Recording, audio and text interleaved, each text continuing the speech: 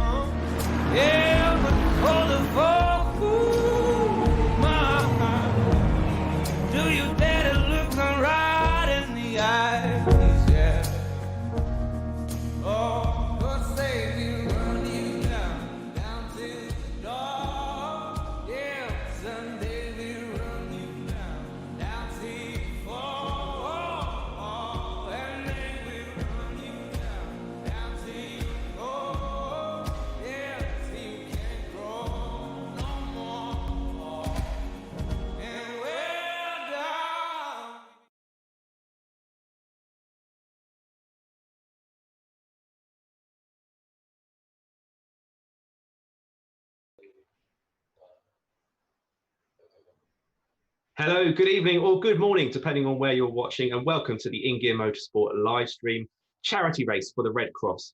I'm joined here with Charlotte Taylor once again. Hi. How are you doing today? Yeah, I'm good, really excited. How are you? I'm great. I'm so excited for this.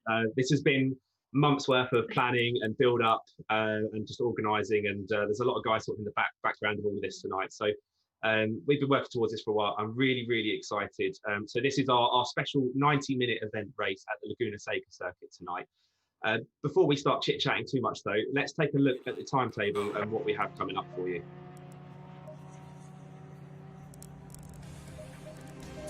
So we're going to have one 90-minute race. Normally when you watch these streams, if you have been in the past, we do two 30-minute races, but the drivers have got their work cut out for them tonight. It's one long 90-minute race starting at 10 to 8.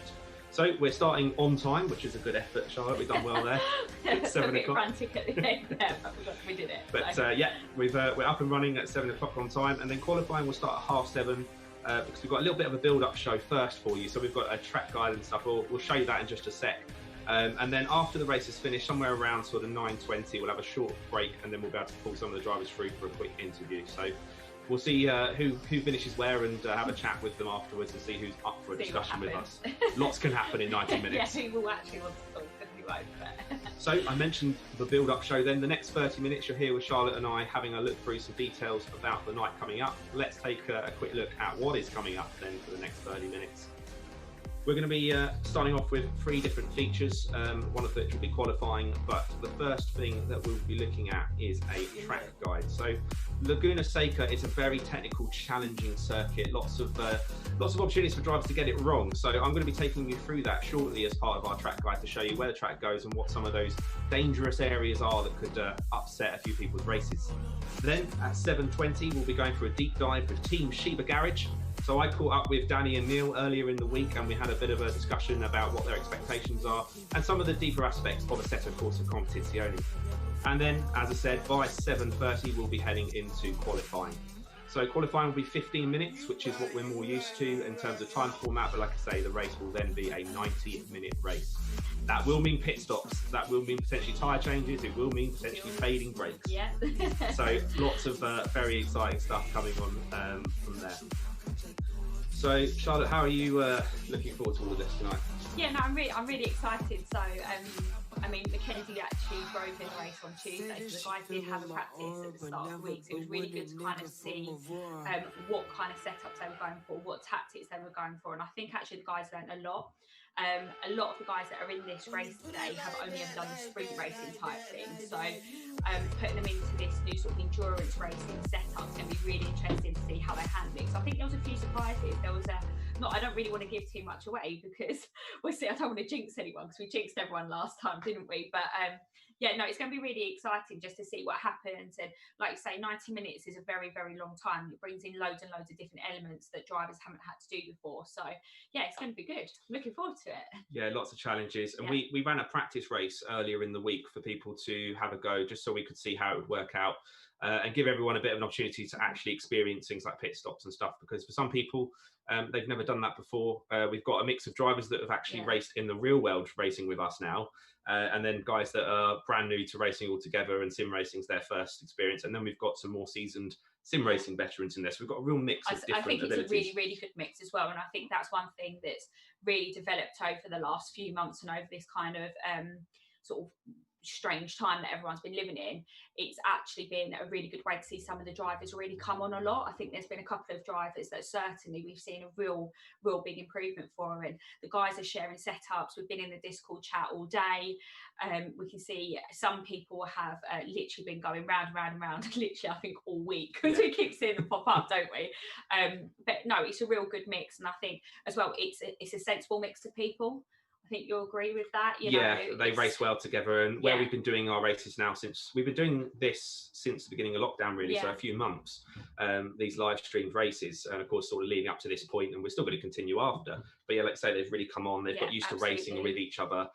We have our kind of core group of about 12 drivers or so, of which they're all racing. Yeah, which is quite cool. It's really good. Yeah. And it leads me to my next point. Then tonight is about raising money for charity. We're all about supporting the Red Cross tonight. And the reason we picked the Red Cross is because it's a global charity that supports a number of global causes. We've got drivers from all around the world. I can just see somebody's donated. I want to catch that before we go. Thank you very much for that. So you'll see these donation links pop up in the feed as we go. So thank you. We've got them coming in already. Yeah, that's really good. You'll see that just below Charlotte and I on your screens. There is a link of where to go. That's it. I'll be doing that the whole time. Press below. So that will take you through to donate. It goes straight to charity via Tiltify, and as you can see, it pops up on the stream as well. We'll do a better job of in the race making sure we see the names flash up. Yeah, and, I'll definitely. I'll be keeping an eye through it. And I think, you know, it's just really important to say that we know there's loads of great charities that are based in the UK that have really helped out over the last few months or so, but we felt it was important that there's a lot of charities that have also been forgotten about, and we know that funding's been pulled from a lot of them as well. And you know, coronavirus and this global pandemic has been absolutely horrendous for everyone. I think we all probably know someone somewhere that's been touched by it, but with the British Red Cross and the Red Cross Foundation, they helped so many people around the world, and we just felt it was really important to just kind of show support for another charity as well, because we know that, you know, we want to kind of spread the love a little bit, and we just felt like it was the best one. And we didn't just jump to that. We spent quite a lot of time going through them, we've had a good look. So yeah, although you'll see British Red Cross at times, they are global, and of course they support these global causes. So that's what tonight's all in aid of. And of course, please give what you can, and even just sharing posts will help so that this gets more exposure and more people can watch. That was John that just donated. So Sheba Garage, he's listed himself as, so hey, John. The brother of Neil, who races for Sheba Garage alongside Danny P. So thank you very much. We'll be doing our best, like I say, to keep an eye on those and give everyone a thank you out on stream. You can also chat to us, depending where you're watching. This is out on a couple of different Twitch channels, a couple of different YouTube channels, and a couple of different Facebook channels. So we're spreading ourselves as far and wide across the web as we can to get this message out here tonight. So if you say hi in chat, we will see it, maybe not straight away. Kirk Heath's just messaged, who's one of the drivers tonight, saying thanks in advance for everyone and good luck. So thanks for that, Kirk. I think everyone's buzzing for this, aren't they? Like, it has been such a big build up to it, and I think it's I feel like this is a real good time to do this, because this is like the end of lockdown as such, isn't it? And it's kind of going into the next phase. And I know you'll speak about this more, maybe some part during the race, but you guys are going to be starting your championship in a couple of weeks. So everyone's having next week off, because I think everyone needs it a little bit. So this is like a real poignant point, isn't it? You know, you've done really well, all the guys to build this sort of community up as such, and yeah, and we've been really enjoying it. And of course, it's no secret that we're all enjoying what we're doing as part of this tonight. But we thought let's try and make a good cause out of it as well. So just looking at my phone already, Mother Burridge is all over it. Really good. Yeah, Mother Burridge has also donated, Charlotte's mum. Thank you very much. So yeah, we'll be keeping those going, and we'll keep coming back to the cause and the Red Cross and a bit more about their work as we go. But for now, I want to keep us nice and on schedule and go and take a look at the track guide of Laguna Seca. So it's a very technical, challenging track, and we've seen it throw up a lot of exciting moments, even just from our practice races that we've had and other races that I've seen. So that'll be getting queued up ready now to play for you, but we'll go through, you'll find out a bit more about the circuit layout, and of course that will then help during the race just understand a bit more of some of the challenges the drivers are facing. So here we are then, let's go take a look at the track guide for Laguna Seca.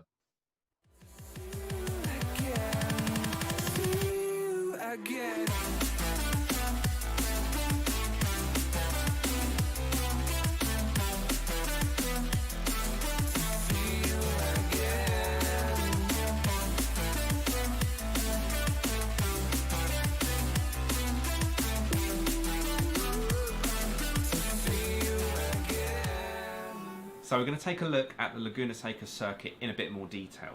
It's a very technical, very challenging track, and it will easily catch drivers out if they're not paying attention, something that's particularly hard in a 90-minute race.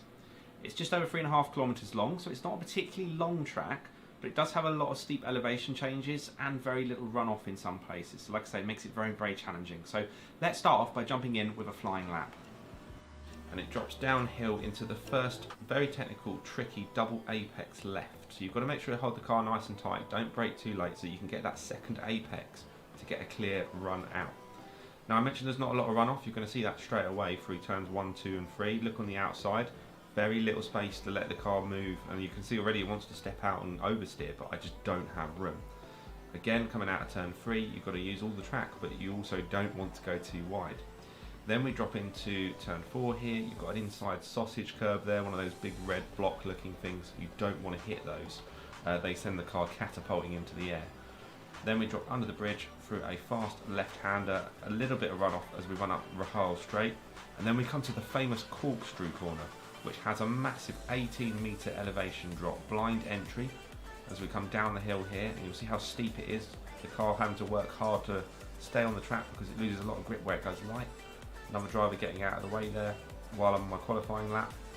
And then we come into a slightly in-camber right-hand corner here, but again, no runoff whatsoever. And then you've got a very tricky braking marker to try and spot because it's very easy to over-brake this, and then you get a very bad run the whole way up to the main straight. So not the longest of laps, but you can see it's very, very busy, lots going on, and you don't get much of a chance to sit back and relax. So let's go and break this down a little bit corner by corner. We'll go all the way down to turn 1. You notice how actually it does drop down quite a bit, so you're braking on a downhill stretch. And it's one of those corners where if you just try and go a little bit too deep, you then find yourself really struggling to turn in. Instead of being over at the curb at the apex where you want to be, you're somewhere more over here trying to get the car back on track. And you notice there's all these little tiny specks of rubber down here which aren't very good to drive on. That's what we call marbles. And if you drive on the marbles, it's like driving on real marbles. The car slides around all over the place. So you've got to really make sure you get the right line here and make the most of that little bit of camber that you see. And then you come in nice and tight here. Use that little bit of space on the way out. And then you run up to turn 2, which is a gear 2 corner. So you need to slow the car down, but you've got to make sure you carry the speed through the bend. And the challenge is always how much speed can you carry without running off onto this gravel here. And this is what I mean when I say there's little runoff. Some tracks have entire tarmac areas where you can run wide with the car. Where you see there's very little runoff space to use. So the problem is if one wheel or one tyre drops onto the gravel as you're coming out of a corner, the car will spin very, very quickly because of course you've got one tyre with zero grip on gravel and the other tyre with loads of grip on the track, and it just spins the car around really, really quickly. So you don't want to do that. And plus, if you do go fully off onto the gravel, the car will ground out very easily. So what I mean by that is it's almost like a sledge skipping across the gravel. The tyres aren't actually on the ground, so you have no control. So it's really, really important, especially over 90 minutes, to keep it on the track. You can see the lovely hospitality space over here. People could be watching the race from. Some great detail in the game. So we come under Cooper Tyres Bridge, then we turn into turn 3, slightly faster gear 3 corner, but you've still got these big, what we call sausage curbs on the inside. You see these, you do not want to hit them. They are like concrete blocks. They are concrete blocks, and they throw the car into the air and send you somewhere off over this direction towards a tyre wall. So they stop drivers exceeding track limits, but when you do or make a mistake, it's not very good. But the worst one is still yet to come in a couple corners time. We have quite a fast corner here, and it's slightly cambered in again as well. So if I just bring the camera back a little bit, you start to see how the inside of the corner is slightly banked. Now, the reason that's beneficial, if you get it right, is the same reason that NASCAR circuits are banked corners. It holds the car in more, so you have more grip if you're sort of on the inside of that banked part of the curve. So it's really important that you do that, and if I just come a bit lower, it might be even easier to see. You can see some more marbles here on the outside. This is only qualifying, that gets worse, the marbles throughout the race, but as I go backwards, you can see the apex starts to disappear where it's just downhill. So that gives you an idea of the banking of the corner here. And then we run out, and then we have one of the most challenging corners on the track. It's a very fast left-hander, and it runs onto a Rahal straight. So we drop under the bridge here. You're looking for a braking marker, and again, when you're in the car, you can't really see the apex of the corner. If you look, it's very hard to see the inside of that corner. You're coming in at breakneck speed. You've got to sort of dip the brake, down a gear, and then turn it in. This is the worst of those big curves that you could possibly hit. So if somebody hits that, they're pretty much going at least out onto the gravel, and if they're lucky, they'll come back on. Worst case, they're in the wall. But there is a little bit of runoff. It actually got added later on in the circuit's life. There was originally none there, but there was quite a lot of cars running off wide, and to get approval for certain levels of race grade, they had to add more runoff. And then we come to the famous corkscrew corner, or turns 8 and 8A. Now, I mentioned it was a blind entry. Again, we're not really far off this sort of level as we approach with the car. Notice, again, we can't see where we're going. If you're coming along here flat out, just touching into gear 4 or 5, you know, the car's at a pretty substantial speed, and you didn't know what's coming up, you wouldn't know to brake, would you? So you have to know the track, and that's where learning the track comes in very helpful. So it drops down a little bit for the left, but we have an 18-metre drop, as I said, on the flying lap. And you can sort of see that more on here. The game still doesn't do it justice versus what it would be like in real life. But you can see how quickly that drops down, how sharply that drops down, still quite well there. If we look back, you can see that. And the real challenge to that is the car goes very light. So if you imagine as the car drops downhill, the weight of the car kind of lifts up to go the other way, and the tyres are then having less compression, putting them into the ground, and then you have less grip. So you're trying to negotiate a tricky off-camber, on-camber corner, and then all of a sudden the car goes light and you have less grip to do it with. So that's one of the reasons that you can see that corner go wrong for people when they lose control of the car on the way out, maybe have a big slide or a big moment. So we're rounding off then the last few corners of the lap. We drop downhill a little bit further, and again it's another very cambered corner. Normally you would want to come out nice and wide and then tuck in for a corner, sort of wide entry, apex and wide exit. But actually you tend to see, and you can sort of see on the track here, how there's a slightly darker line that runs across the middle. Now that tells you that that's where most of the cars tend to run, and that's exactly how it works in real racing as well. So you actually want to be slightly more mid-track, because then you make the most of that camber again, and you use a bit of this curve and come out nice and wide. And then we come through into the penultimate corner. Again, a bit of camber to use and a sausage curve to avoid. It's another corner where it's very easy to run wide. There's lots of opportunities for drivers to make a mistake and lose positions. And then the final turn I mentioned on the flying lap is quite a tricky one. One of the reasons that can be is quite often early in the race, the braking markers tend to get taken out by somebody having a bit of a moment. So you can see here we've got the 200-metre braking marker. They are just usually either polythene or little bits of paper, so it's weighted. They've even got a little weighted sandbag in there. Look, that's pretty cool. Now if somebody hits that, that's gone, and that's pretty much the braking marker of where you want to hit the brakes to make sure you get yourself stopped for the hairpin. So when that's not there, trying to pick where you're going to hit that brake is quite tricky, because there's not that much else around if you look to try and use as a reference, particularly when you're in the car coming flat out. You know, there's not really a great deal. I try and use the this tyre wall where it ends, so the difference between tyre wall and not is roughly the same, but yeah, it's not very easy to spot when you're in the car.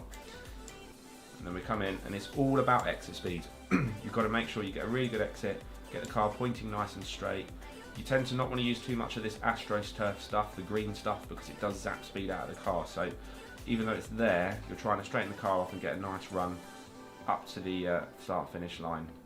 And there is our flying lap. So as you can see, lots of ingredients for challenges, lots of ingredients for some excitement during the race, and I'm really looking forward to seeing how the drivers tackle it.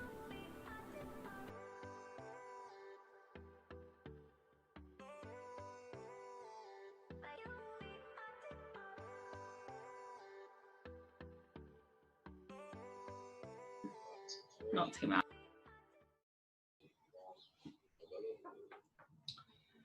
Okay, so we're going to have a look at chatting with Sheba Garage guys in a few moments' time. But Charlotte, you've also kind of watched a few of our races around this track. What have you thought of watching it from a, I mean, you've obviously raced, but a spectator's point of view in terms of when you've watched our practice races? Yeah, I think the biggest thing that stands out is from a spectator's point of view, the track actually looks really wide and looks like there's a lot of runoff. But from your track guide there that you just kind of shown and sort of said in a bit more detail, that the guys can't be dropping a wheel off. We've actually just seen it in free practice there. Sorry to grass Chrissy up there, but it just caught my eye in free practice that he was just pushing a little bit too hard coming out of the last corner, dropped a wheel and he's off. And it really is that these small gravel traps are literally sucking the cars off at the moment. So I think that's something that really, really needs to kind of stand out. I think as well, and is making sure the guys just get around the first couple of laps and almost turning that sprint kind of racing mentality off. Like I think we saw it on Tuesday, and you can kind of probably talk about this a little bit more, but some drivers were driving really defensively straight away. It's like 90 minutes of driving that defensively is A, very frustrating, and B, it's not the best way to race. You know, you're better off to kind of semi-work together, whether you're in the same team or not, try and build a gap from the sort of the middle of the pack or wherever you are in the grid, and then go from there and then crack on with it, because it's, you know, it's such a long time. The biggest thing as well though, this lap is very, very short, but it's very, very busy. So fatigue with the drivers is something that we're going to really notice as well. A lot of the guys were saying it, and I listened in on the Discord on Tuesday, and I think some of them didn't really actually want to do a practice 90 minutes. And having done endurance racing myself, and I've done like 6-hour long races and done like a couple of hour stints and stuff like that time, you've got to be practicing that, because driving in light, sort of daylight into night as well, that throws a different element into it. And we'll talk about the setup the boys are running, you know, in a few minutes' time. And I know it's something that you discussed with the Sheba Garage guys, but you know, it's so realistic, especially if you've got VR on. It's so realistic. So 90 minutes, going to be tired. It's a busy lap, and we know the server's feeling up really well at the moment. You know, there's a lot for these guys to be thinking about. So fingers crossed they've all had a Red Bull or something. It's going to be busy for them. It's going to be busy. If you're just joining us, it's our InGear Motorsport charity race for the Red Cross tonight. There's a donation link below us on camera at the moment, but we'll be talking much more about that once we get into the thick of everything. We have got a feature coming up where I sat down and had a chat with the Sheba Garage guys of Danny and Neil. So we'll be watching that in just a moment's time. But this is all for the Red Cross tonight. So all the donations will go straight towards them. And it will come up on our screens, and we'll do our best to give everyone a shout out. And you can even chat to us in the chat boxes around the various channels that you're watching as well. So anyway, let's go and dive into this interview and a bit more of a deep dive with Sheba Garage.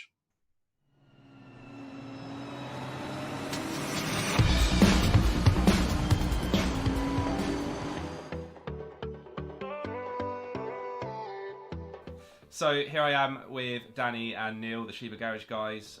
Thanks, boys, for agreeing to have a little chat with me. We've been playing in the game now for about 3 or 4 months properly since we first started this, when lockdown first started. How have you guys been finding it from where we first started to where we are now? Feel free to chip in, whoever first. Yeah, I think like it's been interesting as a group. We've certainly taken it a bit more seriously than previous attempts at getting into this kind of stuff, but I think it's partly just from the side of the game itself. It's just so much more involved. You know, you do actually you see I guess you do get it in other games, but you really do see the benefit of putting in time and practice and stuff like that. And it's been pretty cool to do something constantly. Oh, hello. Yeah, both of these guys have dogs, so they'll be maybe saying hello. Harambe was there. We'll maybe get the dog to say hello in a sec as well. So for me, basically, I got the game when it was first released in early access because I was a massive fan of the original Assetto Corsa. So the big thing about the original Assetto Corsa was one of the first games to actually model differentials correctly, so you could do drifting. So you could it also modeled the clutch correctly in the way it would disengage and engage, and I think it was one of the first games to do actual accurate tire modeling rather than just having tires sort of exist. So I got the original ACC when it came out originally in early access, and I gotta be honest, it sucked, and the performance was terrible, and it was really hard to get into. And I didn't have VR. Yeah, it didn't have VR, which is a big thing for racing. I guess we'll get into that in a bit. But yeah, the newest updates of this since sort of January have been excellent. It's a totally different game, excellent game. It's easy to get into, and then it's one of those that sort of you can pick it up pretty quickly, but it's hard to master. I like that you mentioned about the accuracy of it as well. So like the tyre modelling, one of my favourite things is that Pirelli pretty much worked with them and gave them an open book to all the data. So and you, one of you guys that told me that, and I think you guys are quite sort of up to date with the latest info on it. So what other examples or things have you found about just the attention to detail of the game when they they're putting in the detail about the different elements? I think one of the big things in this kind of case is that, like you're saying, Pirelli got involved quite heavily, but actually as time has gone past, the teams themselves have got even more involved. I think two updates ago, which must have been about a month and a half or 2 months ago, Bentley gave them like a massive data dump basically, partly because of with the COVID situation and all of the esports driving becoming such a big thing, teams were suddenly like, we best give them some data because our car's being incorrectly kind of shown here and things like that. And Aris has obviously put some really cool stuff out, and I think one of the other ones that I wanted to touch on for us is something that comes up quite a bit in racing, and particularly people that are newer to online racing. And I've mentioned it a couple of times whilst commentating, and it's when you're following somebody closely, and how to deal with that, because of course you see a lot of people go into the back of the car in front under braking, not intentionally, but they've just made a mistake, and that's due to something a bit more unique to online racing. So again, if you could maybe tell us a bit about that. Well, one thing you'll notice about online racing is especially people aren't afraid of dying. So you don't... That is true. You come into the back of a car, you're driving up, you're both doing 140 mile an hour down the straight. You're not really that concerned about stopping because you'll stop and you won't die. Even if you're in VR, it'll just make you a little sick. So one of the things that a lot of people suffer with on online racing is being... Rolling in VR is not fun. Oh, it's really not. One of the things that people forget is that, for example, if you're following and you are 0.2 of a second behind a car, so you're 0.2 behind the car on the Monza straight, so you're what, 2-3 car lengths back, and you're like, well, I can close this gap by braking late. If he brakes at his correct braking marker and you brake at his correct braking marker, you're then going down to 10 mile an hour. 0.2 seconds at 10 mile an hour, you're in that guy's driver's seat. So a lot of people forget that you need to brake later, you need to brake a lot earlier even. You are not going to be able to brake at the same point because where you are in condition with the car and the time, you'll be inside that person's car. Now, the way to combat that is obviously you brake earlier and you modulate your braking to catch up, and then you can stay with them through the corner, you won't lose as much time. But a lot of people just want to get that pass. You'll see it especially if you watch a first lap of even a longer race. There's a lot of people that will aggressively go for the pass in the corners. They'll late brake, try and dive in, and they'll not realise that really it's also difficult to see for a lot of people that aren't playing in VR. So for example, if you have a flat screen like the one behind me, you're not... A nice wallpaper on it, I might add. Yeah, that's I don't think you can really see it with the light, but you can't turn your head at all. So you're looking straight out whatever field of view you've got. So you can't see out your rear mirror most of the time as well in these cars. So you can't see someone that's diving down your right hand side. And if they're not beside you and the spotter calls it out, the spotter's not going to pre-call out somebody's going to dive up on you because the game can't quite do that. But if somebody dives up on you and then you've got contact, then your race it's not over, but a lot of people, it's ruined it. Yeah, And we, like I say, we see that quite a lot with newer drivers. But I think something I've noticed over time is that everyone's got better at running closer together with less mistakes. I mean, and Danny, I mean, how have you found that particular side of it? So being around other cars, is that something that you've had to sort of develop and learn more?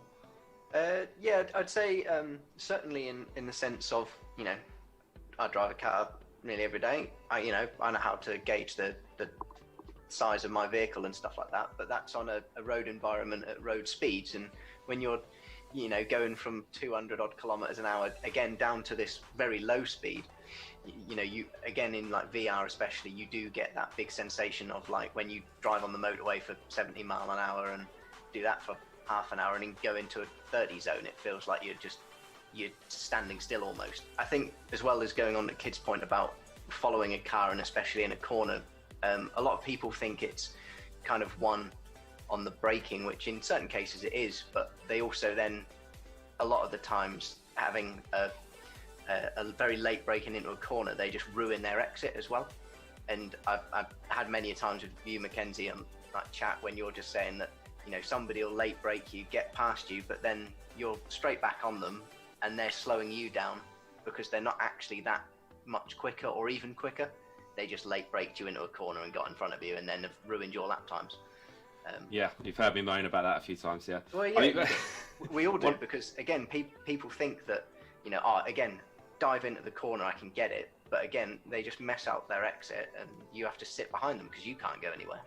And I think it brings up another sort of area or challenge of being able to lead rather than follow. Because when you follow, you kind of have that carrot dangling in front of you to chase. And yeah, it's one of my pet hates really, is like when somebody gets past you and then suddenly makes loads of mistakes and slows you up. So that's part of it as well. Sorry, Neil, go on. It's part of the almost the strategy of racing as well, such as like you could really mess up and so you've got to go wide that corner, somebody dives on the inside of you and really late brakes you, and that's it. You think they think, oh well, I've got past them, but they could be slower for the next 3 corners because of that action, and then they're past again. So and then you've got 25 minutes more in the race, and there was no point in risking damage to the car or like going off, getting penalties, things like that. So you really need to think about, in our races are usually 2 30-minute races, and we see a lot of action in the first 5 minutes that doesn't necessarily need to happen because there's another 25 minutes to go, and we'll see it on the charity race. There'll be an hour and a half set out, we'll get a 22 car grid and watch the first lap. There'll be 2 or 3 people that are incredibly aggressive and they'll probably cause an accident or have an accident. They'll spin out and then they'll say, that's it, I've had enough, my tyres are ruined or whatever. But in reality, they've got another hour and 28 minutes worth of racing to do. They could easily get it back. People are going to smash, people are going to have long pit stops, there might be penalties, there'll just be people that are generally getting slower as the lap goes on. I know I get slower as the time goes on. I was dropping about 3 seconds a lap by the end. That lost me 2 places on the practice race. I think it was interesting as well, you said it's not just the mistake once, but then for the next few corners you suffer as well, and that goes back to the tyre modelling, because you run off track, you go onto the dirty part of the circuit, you pick up some dirt and rubber and whatever else, or gravel if you go off the track, and then suddenly your tyres are, you know, ruined for the next half a lap or a lap. So it's all stuff that plays into it, and exactly the sort of things I wanted to kind of go over before we then dive into this 90-minute race, because it all play its part. Cool, alright guys, thank you very much for that. And last question then, other than yourselves of course, who do you see as the biggest competitors for the race? I think time-wise, you put us around Fellows Garage, which is Andy and Steez, and we're usually pretty neck and neck with those guys, swapping positions, and then Keithy Heathy's a bit of a wild card sometimes. Sometimes he can end up with us, sometimes he can end up ahead. Yeah. I don't expect us to be anywhere near you guys at the Stolmans. Cool. Alright, well, best of luck for the race, and yeah, thanks very much.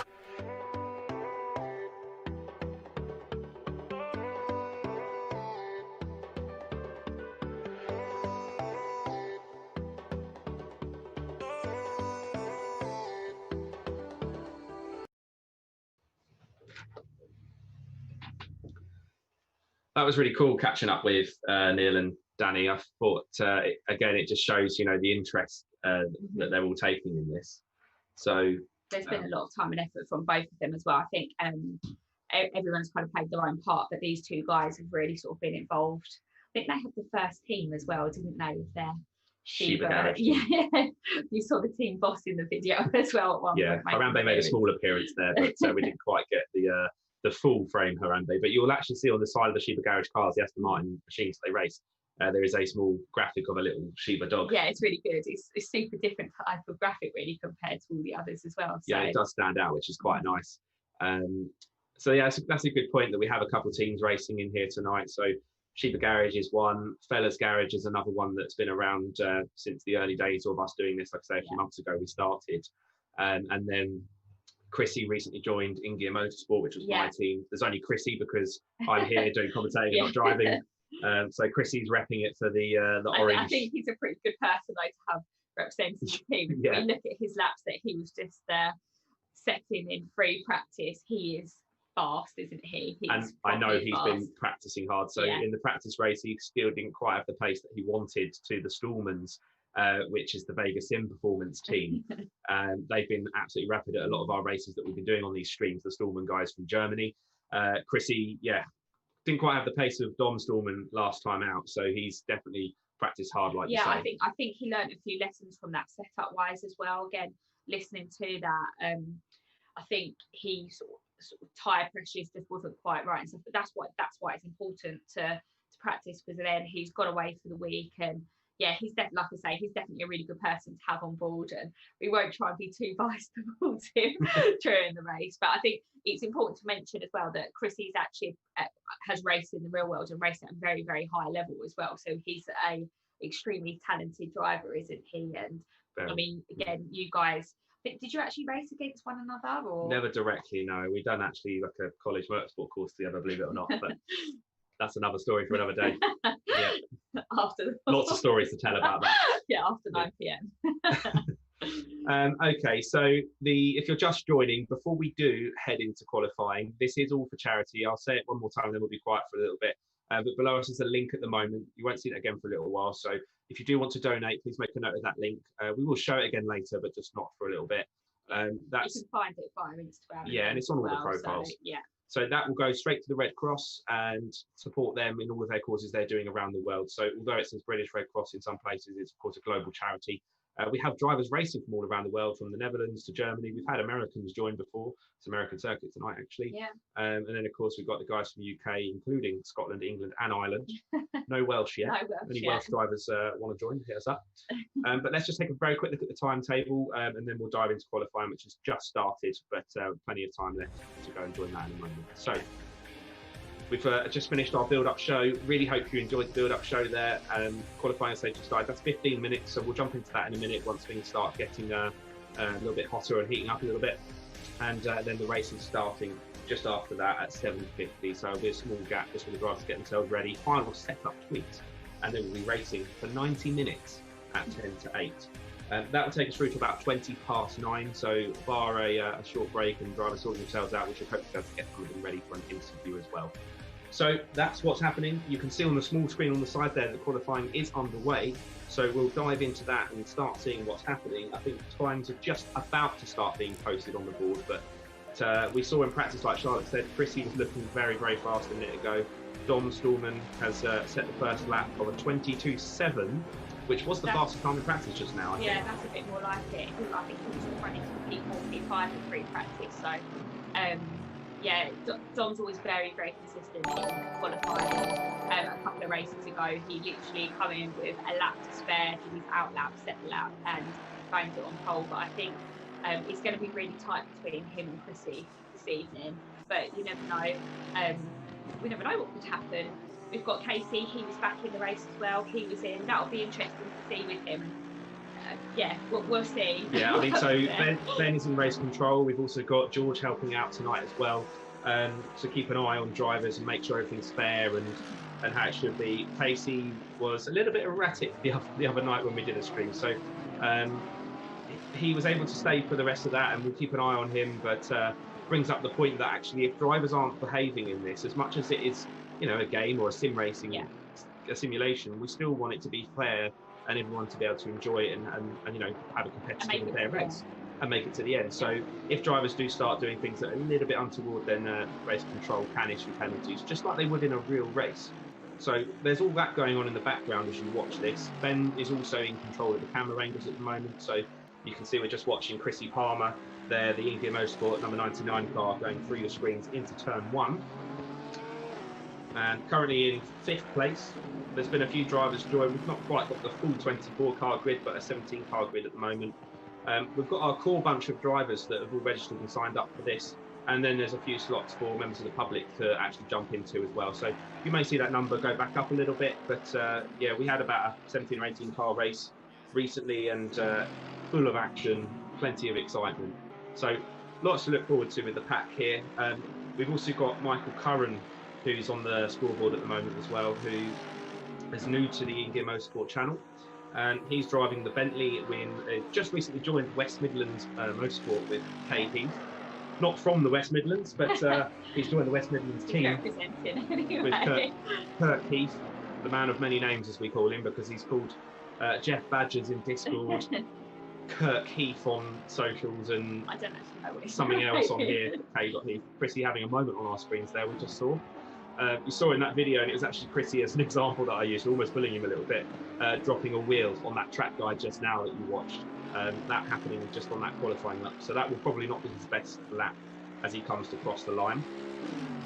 What would be quite cool is if we could actually ride on board with one of the drivers in a minute and have a look at somebody else, and maybe one of the guys at the front of the grid, whether it's Dom or we've got R. Stallman in 4th. He's actually the father of D. Stallman. So we've actually got a father and son racing team in here. Casey actually very fast, by the way. 4 tenths off the pole at the moment. There we are. So this is D. Stallman, a slightly different livery from when he was last out. So it's black and red now, and then Roland Stallman, his teammate, is on a yellow and black livery as well. So those are Team Vegas in performance. You can see him coming up Rahal straight now into that blind drop into the corkscrew corners, turns 8 and 8A of this 11 corner lap at Laguna Seca. Remember, we saw in the video 18 metres drop from highest to lowest of that point there. And I think as he gets to this left-hander here, Charlotte, we were saying before, you told me that's something like 10 stories, was it? Yeah, so the first part of the corners is it's actually 12%, so it's a 12% drop, and then by the time it got to 8A, so it's 8A and A I should say, which is quite rare in corners to have the names A and then B, or it's a bit bizarre. Yeah, I've never heard it on another circuit before. But Crazy yeah, Americans. Yeah, well, you said it, not me. Yeah, absolutely. So the first part of the corner, so the right, that's actually a 12% drop, and then it goes down to 18.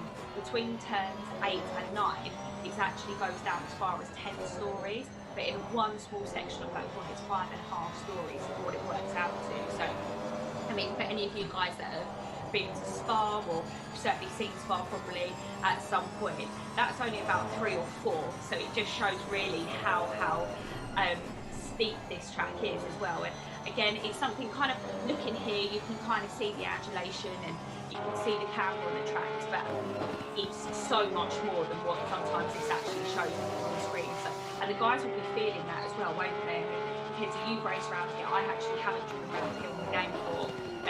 Would love to race in it in real life, but obviously it haven't. Tell me, what does it feel like on VR on this? It's pretty cool, and I think the VR helps, as I sort of started chatting a little bit with Dan and Danny and Neil about before, because you just kind of get that sensation of where you are a little bit better. And when you've got runoff, like we're saying, that's so minimal, it just helps that a little bit more, I think, sometimes to not drop a wheel, but it's still incredibly hard regardless, just as it would be in the real world. But yeah, when you've just got a flat screen of a TV, even if you've got 3 screens, like one either side and one in front, I think you still struggle to get that depth of perception quite the same as VR, but then the quality is better on the screen than it is in VR, so the actual picture that you see is a higher quality. So there's pros and cons to both, absolutely, but yeah, I've raced around in VR. What's really tricky is when it starts to get to night time, and we've not actually touched on that yet, but this race will start in the afternoon, go to sunset, and then finish at night. So we've got a time multiplier on in our server, so we can control all of those sorts of things. So it's almost as if we've done a 12-hour race that started in the sort of middle of the day and finishes in the middle of the night.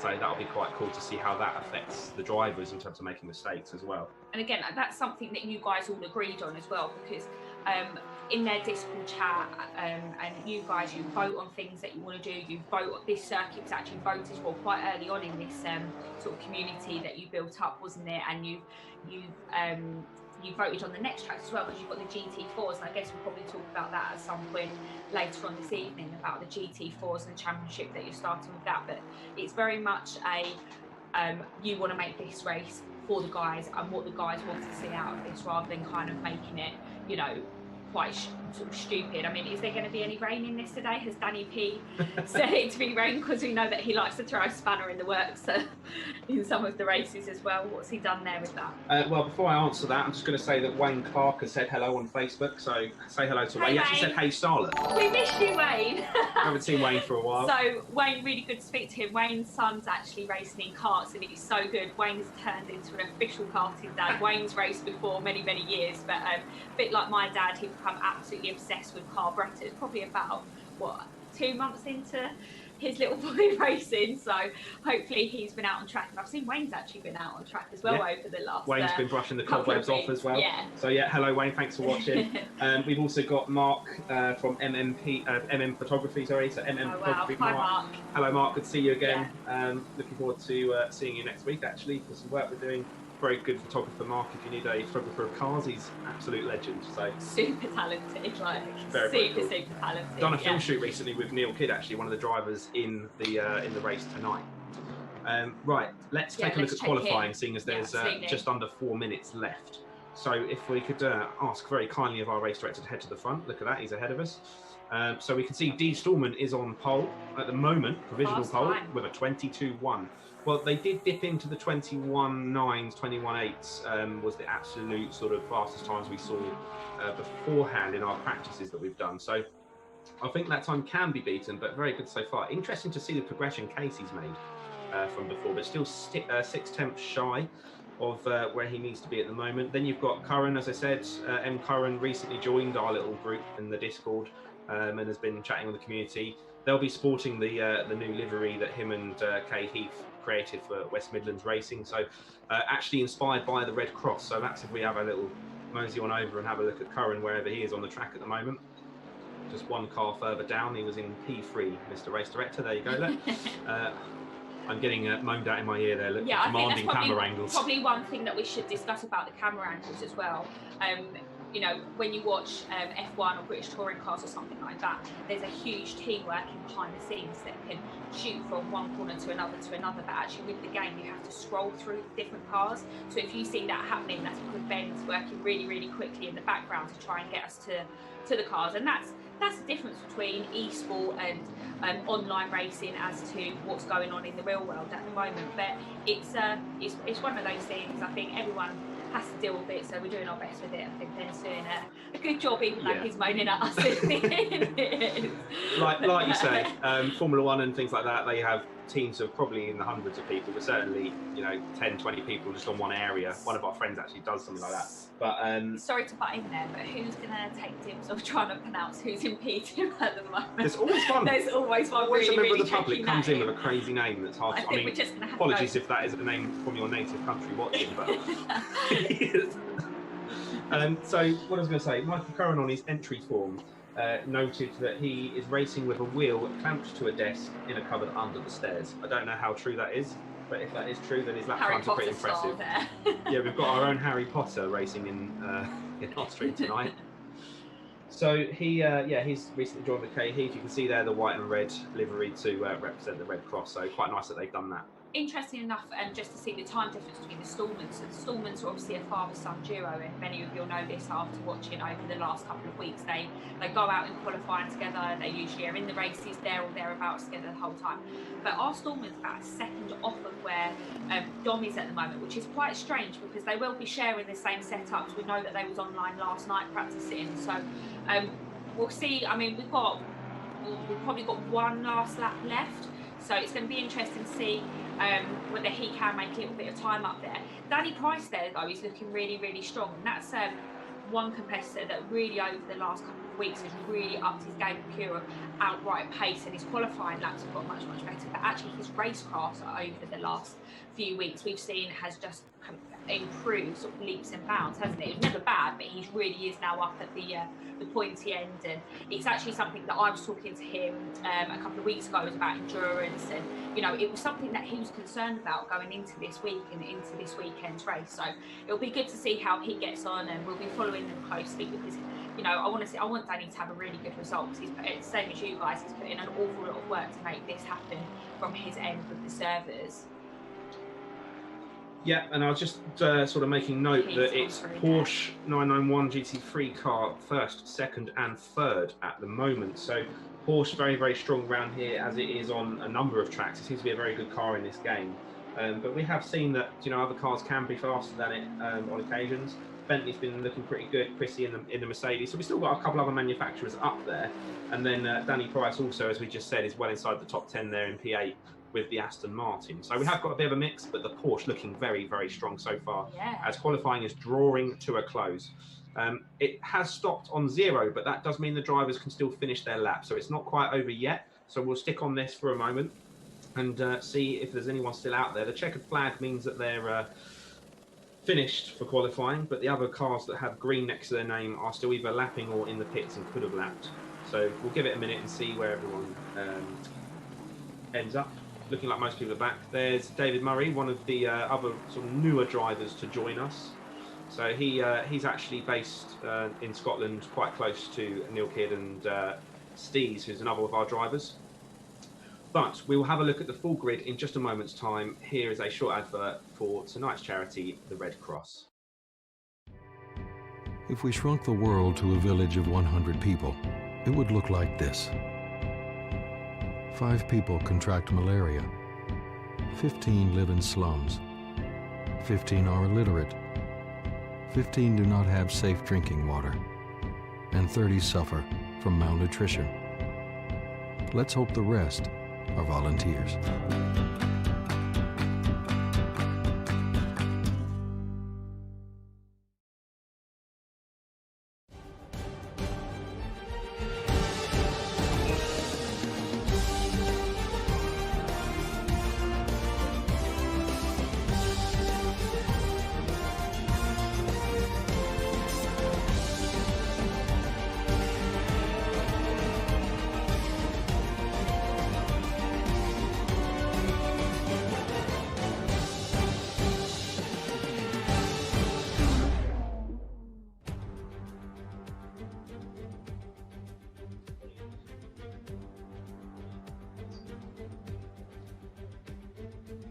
Hello, ladies and gentlemen, and welcome back to our live charity race here at Laguna Seca.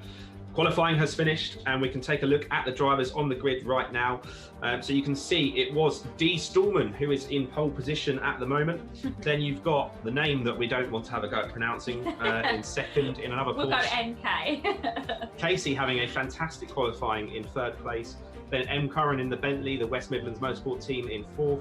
Chrissy Palmer repping InGear Motorsport tonight in fifth. Kay Heath sixth. R. Stallman, the father of D. Stallman, seventh. Danny Price, eighth. Klimpson, one of our regulars from Fellas Racing, in ninth. Then you've got D. Oliveira in 10th. Cowie, who's another one of our regulars. Then Steez. Then O'Brien. Dan O'Brien, quick shout, hasn't had much practice due to technical reasons this week, so very good effort from him. Yeah. Neil Kidd in 14th.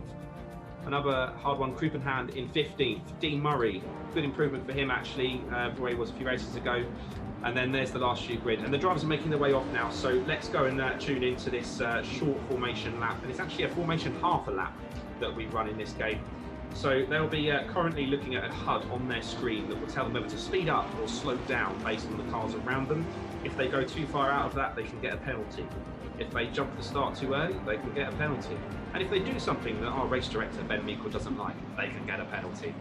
So drivers have to keep their best behaviour. Fingers crossed none of that's going to happen though. We'll be hoping for a nice clean start here, but it is so difficult. It's not the widest of tracks. These are big wide cars. The Bentley is actually over just on 3.5 meters long, or just under, sorry. So very long car there, the Bentley on your screen of Curran. Interesting to see how it's going to go, but yeah, we're rounding the last corner now. Let's get full screen up for you, ready to watch the race live at Laguna Seca. Charlotte, really quickly, who's your money on?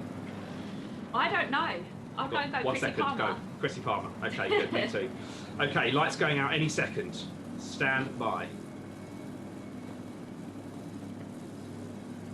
Green light, green light. Go, go, Green go. light for our Laguna Seca charity race. The drivers are off, thundering down to turn 1, looking nice and clean so far. How's the first braking zone going to go? Very, very level, neck and neck. Casey holding the inside line over Curran. Chrissy getting a nice inside run. He might be able to make a run here.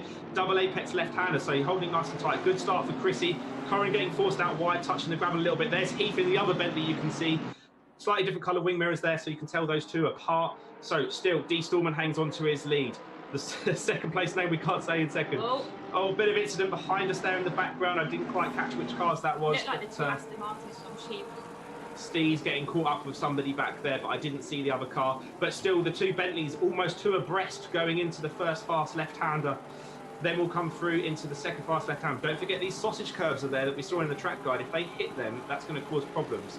But the front sort of 5, 6, 7 getting away nice and cleanly. It saw a bit of a mid-pack incident. But all in all, that wasn't too bad a start. I'm pleased everyone's got away relatively cleanly, but a bit unfortunate for Steves.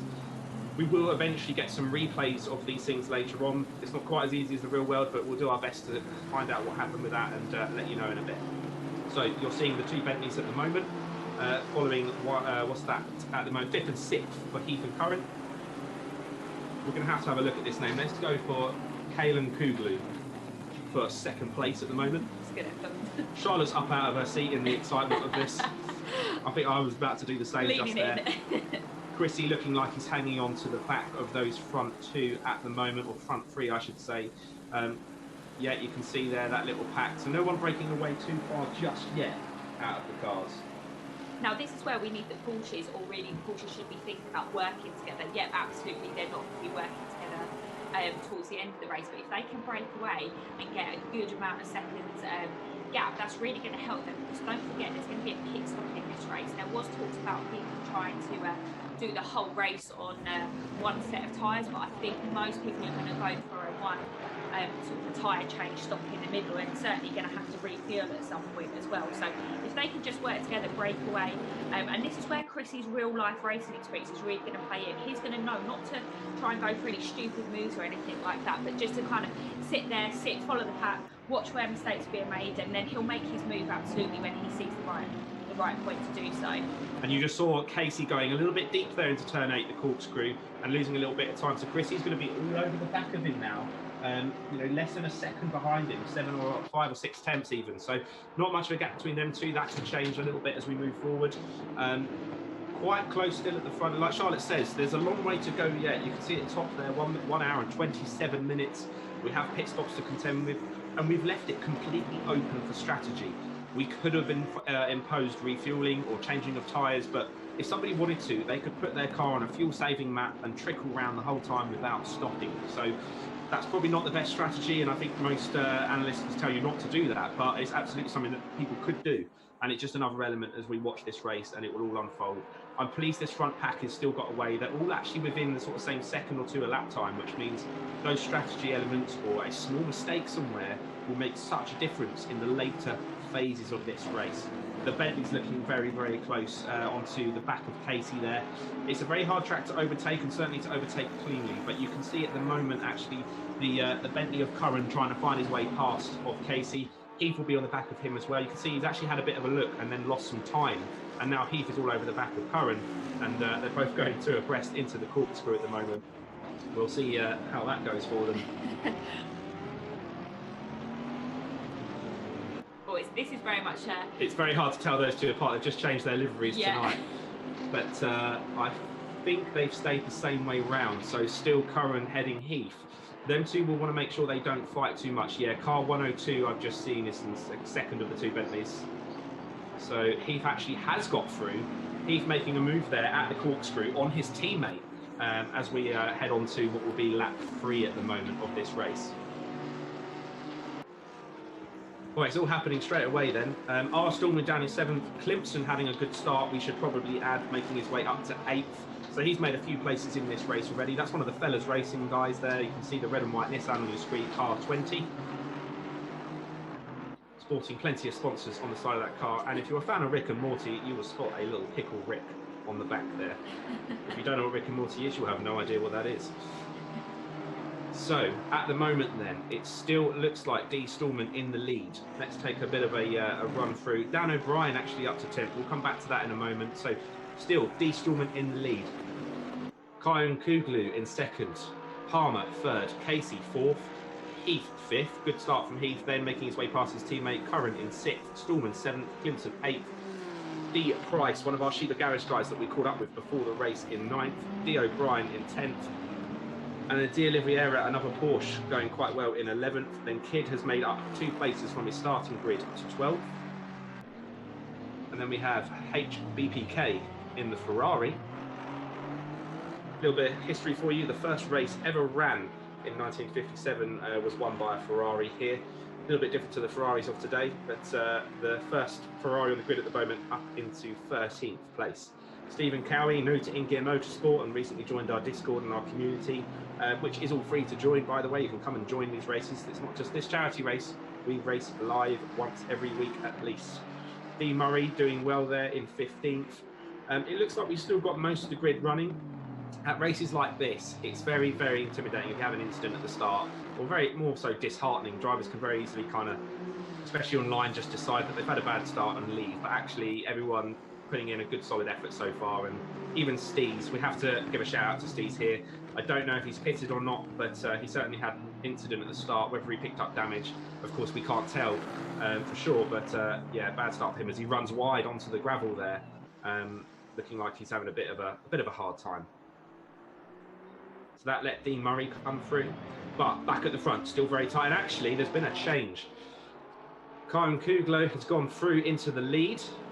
We really need to find out what his first name is. That might be easier. Kyan Kuglo in the lead. There's always a member of the public that joins and does this to us. Nuri, there we are. My trusty race director has just fed into my ears. His name's Nuri. There we are. So Nuri, and most of the drivers we know in our race tonight, but yeah, there's a couple that have joined last minute and set blistering times, which is fascinating to see. So Stallman hanging on to the back of him 2nd, and that means it's Porsche 1st, Porsche 2nd, and Mercedes AMG 3rd. You can see Chrissy just coming over the crest of the hill there, and if these two fight enough, this is going to give Chrissy the perfect opportunity to get onto the back of them and potentially make a move as well. Because what we have to remember, we have to think about tyre wear and how these guys are managing tyres. Again, when it's usually a sprint race, it's absolutely something that you have to consider, but not to the level, to the degree that you have to do in a 90-minute race. So these guys, if they keep pushing, they could end up clicking their tyres and then shortening up the gap between Chris and Palmer. And it does seem that we've lost Heath in our top 8. So Curran's back into 5th and Heath seems to have disappeared. So Casey looks like he might have just spearheaded off into the wall there. That was an exact moment we talked about in the track guide of dropping a wheel. Yeah. Very unfortunate for him because he's got a lot of pace but just can't seem to get consistent lap times. He's falling down the order because of it. We'll see if we can find out from Heath, maybe George or Ben or someone can find out on the replay what happened and let us know, and we'll let you know what to know. But I've been neglecting my chat shout-out duties, so just quickly, Paulina, regularly supporting us in the chat, thank you so much for joining us again tonight. She says good luck to everybody. We had Andrea C saying go Kirky. So Kirk being one of the names that we use for K. Heath or Jeff Badgers. Carl Bentley that we're trying to find out. And then also Athos Mario. Hello guys, welcome to the chat and the live stream. Thank you very much for taking the time to comment and watch tonight. Hopefully we'll find out how Keith's getting on in a moment. We call him Keith, by the way, as a nickname, but K. Heath. We'll see how he gets on in just a moment. Well, one driver just to touch upon there is Dan O'Brien. So Dan's had a lot of issues this week with his computer setup and getting it to work. It was actually frantically texting you, Mackenzie, wasn't he? Sort of probably about 5:30, still trying to get things set up. So his track time that he's actually done around here is very, very, very minimal because he couldn't join that race on Tuesday. He's done no testing. It's a really impressive race that he's done so far here. So I think he qualified P13, P14, I think he ended up. So he's already made. And if he just carries on chipping away, it just shows that he's got the pace there with this. So real good effort by Dan. And you can see he's got the Porsche of D. Oliveira behind him at the moment, applying pressure and in fact going through, probably bringing Heath through with him. So that's where Heath ended up, was back in 11th. So we don't know what caused that for Heath yet, but that's also Bentley on Bentley. Another interesting thing is that the guys actually share setups on our Discord. So InGear Motorsport have a Discord server where we can all join, share setups and discuss. And I know Dan O'Brien has actually taken the same setup as Heath. So unless they've tweaked it again, these two are running identical setups for this race, bar maybe some minor tweaks. So it really is driver versus driver at the moment. But Heath all over the back of Dan O'Brien. So you can see then O'Brien, the black and sort of light green Bentley on your screen there, the lead of the two Bentleys, and then Heath, the white and red one, just behind. Heath being in car number 38. As they cross the start-finish line down to Andretti hairpin, turn 1, on double apex left. Another fan of Kirk, nobody likes Dave, has commented saying you can do it, Kirk. And I think it'll be an interesting race actually for Heath now, because he's got the pace to be actually more like 5th or 6th, but he's down in 11th. So we'll see him coming through. The main thing for him is going to be now not getting caught up in the incident, because you can chip away with an hour and 20 on the clock and come back through to a pretty strong place, particularly if the front three start fighting. So, you know, an interesting race for him. Dan O'Brien going defensive here into the first of the fast lefts. Heath on the outside. Heath passing round the outside there. That was really, really good stuff. And that's an off-camber corner with those marbles that we looked at in the track guide earlier on. That was a fantastic move by Heath.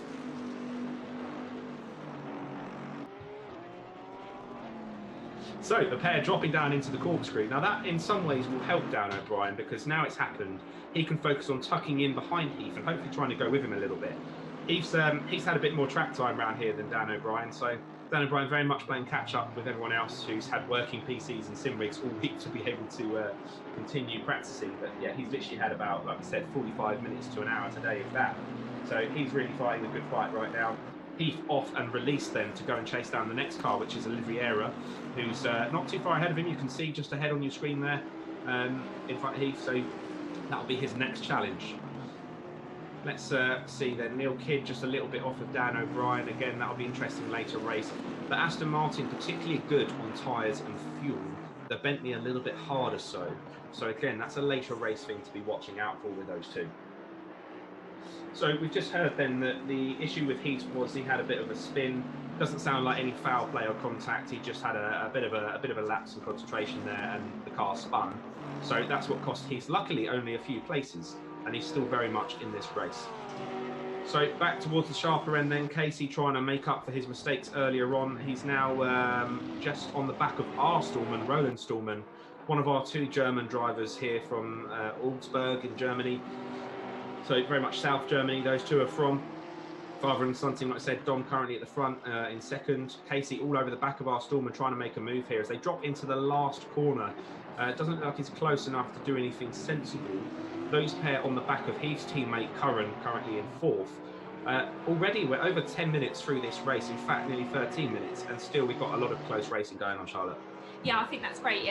Sometimes it can start to drift off. We know that the leaders are kind of out there, but there's each sort of little pack that we've got here seems to be having their own fight and their own race between them. I'm going to be really interested. I'm kind of watching here, sort of staring intently at the screen just to see exactly what's going to happen with R. Stallman and Casey. Because on Tuesday, I think we can be honest, we did have some issues. Casey's very, very, very fast. But can become a little bit erratic with his moves, and he tries to kind of do some Valentino Rossi moves. If any of you guys have seen that race, can't remember what year it is, but got a good few years ago now, where Rossi was doing some moves that completely I think shook Stoner massively from them. So it's going to be interesting to see where he's putting his car, but you can see he's all over the back of our Stallman there, and he's trying to get in his mirrors, and that's one thing that you do see and you can effectively do, and it's a tactic that a lot of drivers use in the real world, and it's getting in people's mirrors because it does distract them. Sometimes flashing lights, things like that. So he's doing that, but sometimes he's just making his car a little bit too wide, and then that's when he's clipping those sausage curbs that you was discussing in the track guide earlier. So fingers crossed that's not going to happen. It's going to be some good clean racing because we don't want to see any casualties through stupid moves, but it's going to be good to see how this plays out. So still plenty of action going on, and the front guys now, it's starting to settle down just a little bit. By the way, a couple other supporters for Heath in chat. Lenny Works, Do It Kirk, we're watching you dude, and Liam Sharman, loving watching Mr. Badgers. So again, couple of different names cropping up there for Mr. Heath. I think if there was a vote for the spectators' favourite, I think he's absolutely smashing it out of the park at the Yeah, and moment. he's such a wonderful guy, Yeah, super happy cool. and optimistic. He even said on his own entry form, you know, super happy, enthusiastic guy. Heath likes photography, steam engines, and race cars. So, doing one of the three things that he's a fan of tonight, racing around in race cars. I know he's been to a lot of different racetracks as well. Maybe if we've got a few of his friends in chat by the looks of it, they could dish the dirt and give us some more interesting facts about Mr. Heath. Feel free to let us know. Free. But yeah, if you're watching this, everyone, don't forget across our different channels on our Facebooks, our Twitches, and YouTube that you can comment, and Charlotte and I will see it. So we'll do our best to keep on top of those as we go. And of course, if you have joined recently, tonight is all about raising money for the Red Cross. It's a global charity, and we have a race here with drivers all around the world. So very fitting charity for us to raise money for and race for tonight. Here's a quick ad with the link that you'll need to donate, and then we'll be back to racing in just a sec.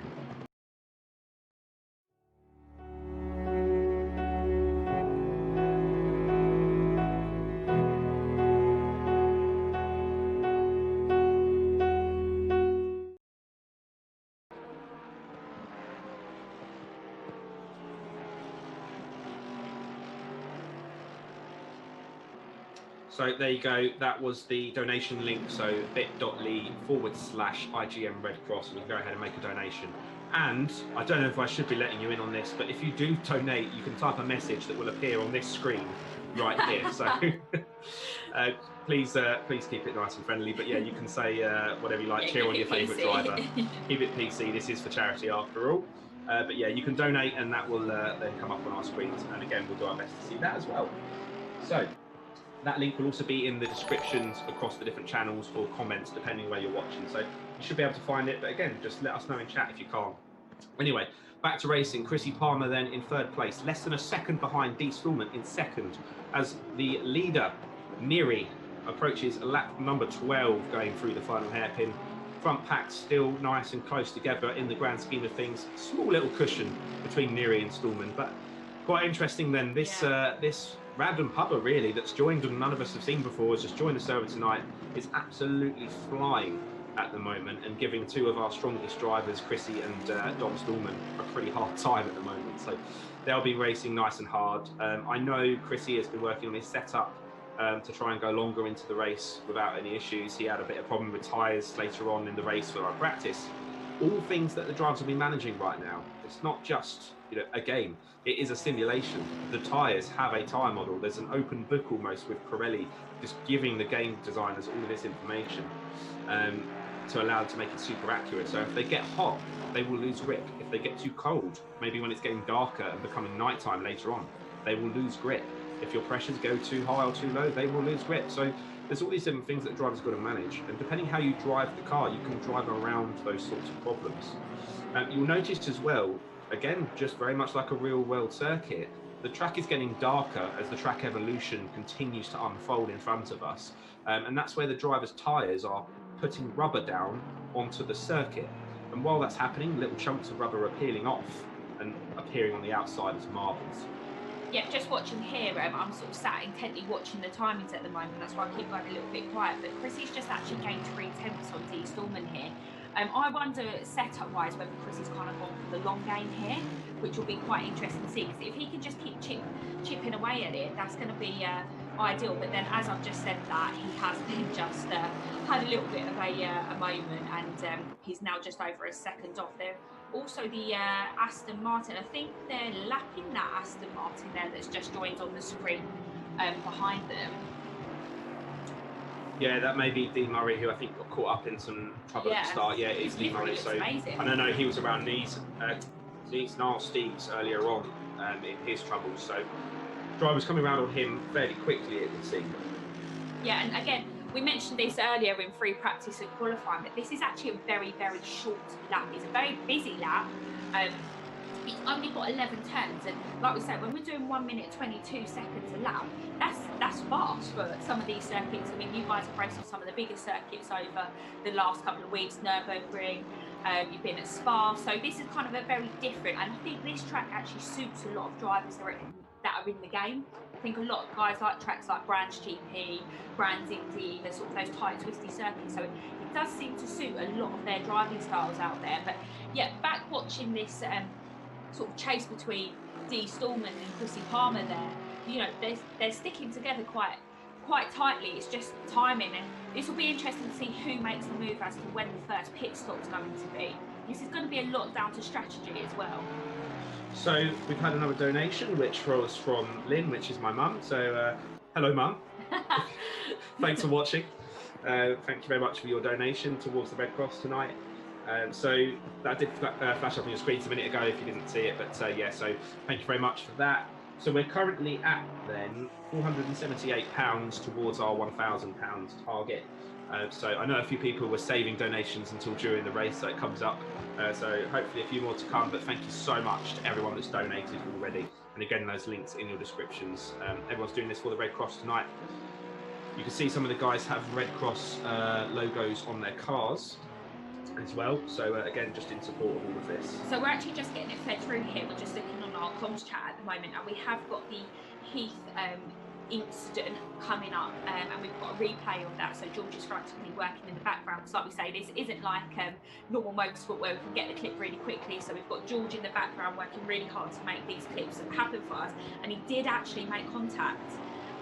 So we're going to be showing that ASAP as soon as we can get that video ready for you. And that's quite unlike him to make any contact. He's a very, very clean, fair driver, very respectful driver. So again, I don't think there'll be any intent behind it. I could be speaking a little bit too soon here, but it'll be good to see what's happened there. But he's chipping away at it, and he'll get himself back up to kind of the pointy end where he usually finds himself there. Yeah, and like the guy said when I had the chat with Danny and Kid, it's very easy to make contact without needing to, just because you can't always tell what's around you. And the game can't simulate a spotter telling you somebody's about to make a move, so it's not always obvious that somebody's even there. So yeah, that can make it quite hard. So if we could just start to have a little look to see what's down at the bottom end of the grid. I'm just looking there to see where Dan O'Brien's gone, because him and Price, they were kind of all around the same markers there, so I'm wondering what's happened. Oh no, he's still in the same position, so he's still in P9. Like we say, it's a really, really good effort from Dan O'Brien there. He's had so many issues, so it's going to be interesting to see how he can progress through this race, because I know he was talking to you just before the race started about pit stops and how to get them set up, etc. So yeah, and like Charlotte said, we'll have a replay of the Heath moment coming up shortly, so we'll have to look at that. So yeah, Dan O'Brien still, chipping away at it as such, from where he started back around the 15th mark. Neil Kidd running wide onto the gravel in your background there on the Aston Martin racing machine. Neil will be pushing really, really hard there to get onto the back of Dan O'Brien, because he'll know that he's got Kidd again. He's someone that we've spoken about. He's really, really improved over the last few weeks. His racecraft, he's up there in the pointy end usually now, isn't he? So he'll be pushing hard to get onto the back of them, and he's got he's got a 2-second gap now where he ran off there. And this is the issue with this circuit, is that he was actually only 8/10 off of Dan O'Brien, but where he just pushed that a little bit too hard, there is no runoff on this circuit. So if you are dropping a wheel, you're dropping it into gravel, which is obviously going to slow you down, but also it's going to make your tyres dirty. So you've then got to bear in mind for the next couple of corners that you're running on dirty tyres, which is not a situation that you want on a circuit as technical as what this is. Yeah, you often say you don't pay for a mistake just once, you pay for it multiple times, because one, the tyres will be dirty, and two, you'll probably take that corner more cautiously the next time round. So consistency really is key in these endurance races like this. Oh, so I've got Dan O'Brien's lovely girlfriend and one of my best friends WhatsApping me as this is going on, going, I'm going to donate, but it's absolutely peeing it down. I'm just going to do it in the morning, so thanks so much, Shani. What's the weather got to do with it? Well, she doesn't want to get rained on, I don't blame her. Shannon is really great with this. She's perfect at running up and always giving Danny snacks and hydration in between the races when they're shorter races. So she's been watching, and again, it's been nice for us because we can talk about it on a social quid. The boys aren't getting out to go properly racing this year. It's not something that's happening. So this is just another way, and we kind of felt like this morning as well. It was kind of waking up on race morning, didn't we? There was sort of a lot of hype around this race, and there's been a lot of build up to it. So it's really exciting to see that it's coming sort of into its full glory as such with it. So I'm just watching there. So Neil, again, he's just dropped off another 2 seconds off of Dan O'Brien. So this has really sort of affected Neil's kind of momentum there. Neil's quite good though at getting back on it. So give it another lap or so, and I'm sure that he'll slowly start to chip away at that gap. But like you say, Mackenzie, you don't pay for a mistake just once, certainly around a circuit like this. So we actually started to see this, or I spotted it on Tuesday. It got around sort of at this point in the race where you could start to see mistakes happening. And this is because it's starting to get past the point of the 11th time that these guys are usually allowed to, or normally racing with. So fatigue starts to going to hit in, and they get hot as well, don't they? It's very, very hot, especially in VR. Right, I've just heard we've got this replay from what happened to Heath earlier on. So Jeff Badger, Kay Heath, Keefy fans, here is a replay. We'll have a watch of that, and then we'll have a discussion afterwards.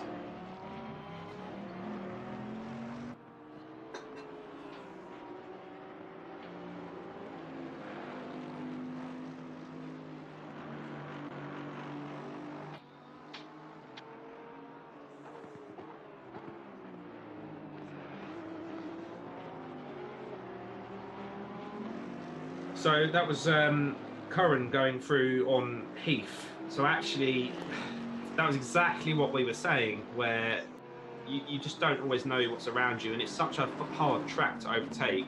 That would have not been malicious at all. And by the apex of the corner, without watching it loads of times, it looked like Curran was pretty far through. Yeah. To the point that actually it was Heath's front right that caught Curran's rear left, and then caused Heath to sort of head off onto the gravel a little bit. Didn't look like it would have caused too much damage. That they are quite delicate, the car, so he certainly might be feeling some pain, Kay Heath there. But yeah, I think arguably a bit of a late lunge considering it was on his teammate there from Curran. He's seemed quite sensible in the races we've seen so far, so I don't think that would have been malicious. No, and the guys will be talking to each other, so we're all in a separate Discord chat because we know that the guys are constantly talking to one another around saying, yeah, I'm up the inside, give us a bit of space here, not to let them through, but just to give space. And again, this is where we're going to really start to see this as well, because we just saw the blue flag starting to come out there. So, you know, we're not even halfway through this race, and drivers are starting to get lapped now, and it goes down to that lap in such a short lap. So they're going to be talking to one another. This is where it's just a bit of common sense, really, isn't it? Just having to negotiate round and, you know, not trying to affect. People are effectively racing two different races when it starts to get to this point of being lapped, and it's something that we'll see as well. Is going to be a lot of blue flags when the grid is going to get messed up. The moment that the pit stop starts to happen, this is where our work is really cut out, having to work out who's where, because it's all going to be sort of jumbled about a little bit there. So sorry, Mackenzie, just butting in there. We can just see that Chrissy's pace is starting to drop off to the Stallman's there. So he's now a second and a half of Stallman. So we'll see what happens. Yeah, that gap fluctuating a little bit. He looked very racy the minute ago. I mean, knowing Chrissy, it's entirely possible that he decided to back off a tiny bit so that he could, you know, take more of a run at it. But I'm not so sure, particularly now that he's falling into the grips of the Porsche behind him. It says Curran is behind him, but that looks a lot like Casey to me on my screen. And that'll just be where some cars are getting lapped, I think. So Casey, although being very fast, probably got a little bit caught out there with some bad moments going off, and has either just been lapped or joined in just behind these guys. So that'll probably be why you're seeing an out-of-place Porsche there on your screens. There we are. So you can see there now with our slightly different sort of scoring scoreboard that the blue cars are about to be lapped, and yeah, or have just been lapped. So you see Casey has actually just been lapped and is actually in 13th, not 4th. And then Curran 11 seconds back from Chrissy. So Chrissy has got a bit of breathing space to the next car that he's actually racing against for the moment, and about a second and a half to the car in front of D. Stallman. Still all very much to play for then out of these front guys. There's not much in it, so 4 seconds. In fact, not even that.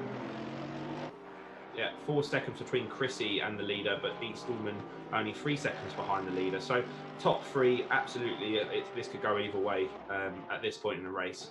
We're still yet to have pit stops. We'll probably start seeing that in the next sort of 10, 20 minutes time as we start heading towards the sort of half race distance point. different drivers opting for different strategies. As I said earlier, it's completely open for them to do whatever they feel they want. So some drivers will have fully brimmed the fuel tank before this, and will go all the way to probably the last 20 minutes, 10, 15 minutes of the race before they have to refuel to finish. Some guys will opt to stop a bit sooner, put a different set of tyres on. They may not even change their tyres and do the whole race on one set. It adds about 15 seconds to your pit stop time changing tyres in this game. So pit stop will be somewhere around about a minute, if that, 45 seconds to a minute, depending on how well you get in and out of the pit lane, pit exit, pit entry. So yeah, there's all these different things that they can change. They can, if they want to, change their brake pads just like they would in real GT3 racing. So again, they'd have already planned that out, or hopefully they will have planned that out. As I say that, you may find some people desperately scrolling through the menus that they have on screen while they're driving. That's great if you're at a track like Monza, because you have really long straights to think about what you're going to do with the menus. But yeah, on a track like this, you don't want to be cycling through menus trying to change settings and setups ready for your pit stop. Chrissy making inroads onto D. Stallman again, just as we slated his lap times a little bit. He's now under a second to the Porsche of D. Stallman in front, pushing really, really hard. But Neri still out front, and it's now Porsche, Mercedes, Porsche, Bentley, and that will be our top 5 at the moment. So we're 1/3 through the race now, so we've just broken into the last 59 minutes of this race. So that will seem like a little bit of a relief for the guys, but it's still a long hour less worth of racing, which is just shows that it's going to be so much more action to be had with this. And yet you can see there that we are starting to see some of the cars being overtaken. And like I say, they've just got to negotiate around one another and be sensible. I might actually drop in on the chat just to see what the boys are saying and see what's going on in the middle of the race when we start to see something coming in for a pit stop. Yeah, so anytime now, we'll try and keep an eye out for that and see if we can catch them in the pits. So let's take a little bit of a run down the order then and see. So we've got then Neri in the lead, Stallman in second, Chrissy Palmer in third, Curran in fourth, Stallman in fifth. So our Stallman in fifth, that is Roland Stallman, the father and son team racing for Team Vega Performance. Michael Curran there on our screen at the moment. As I said, Stallman behind him, Clemson up into sixth. Very good run for him and his fella's racing car. Heath still having a bit of a nightmare, has gone back to 14th. So Heath, we know, has got the ability to do some fast lap times, and definitely not over yet, but not the best start to his race for him so far in our InGear Motorsport charity race for the Red Cross. D Price then behind Clemson in 7th. De Oliveira in 8th in the Porsche as well. Lots of Porsches out tonight. D Murray's in the middle of that, but he's being lapped, as you can see, because his name's in blue in the Aston Martin. Dan O'Brien in 9th, as we said, very little practice, so he's still going very, very strong. And still within striking distance to pick up the pieces of any incidents that may happen ahead as we move into the next phase of this race. Stephen Cowie, good first race for him with us in the Nissan. So we've got a couple of Nissans inside the top 10, a couple of Bentleys, an Aston Martin, and then the rest are Porsches. Mix of different manufacturers as well, and it's good to see that it's not just one manufacturer that's clearly dominant with it. Yeah, so all the Porsches are strong. There is a nice mix, which is great. Kidd then in 11th place in his Aston Martin Racing Sheep Garage machine. Niall Stees then having a bit of a comeback. Remember, we saw him actually spinning earlier in the race and having a bit of a nightmare as well. So he's now 13 seconds behind Neil. So I reckon in about 15, 20 minutes time, it's entirely possible we'll see those two having a little bit of a fight.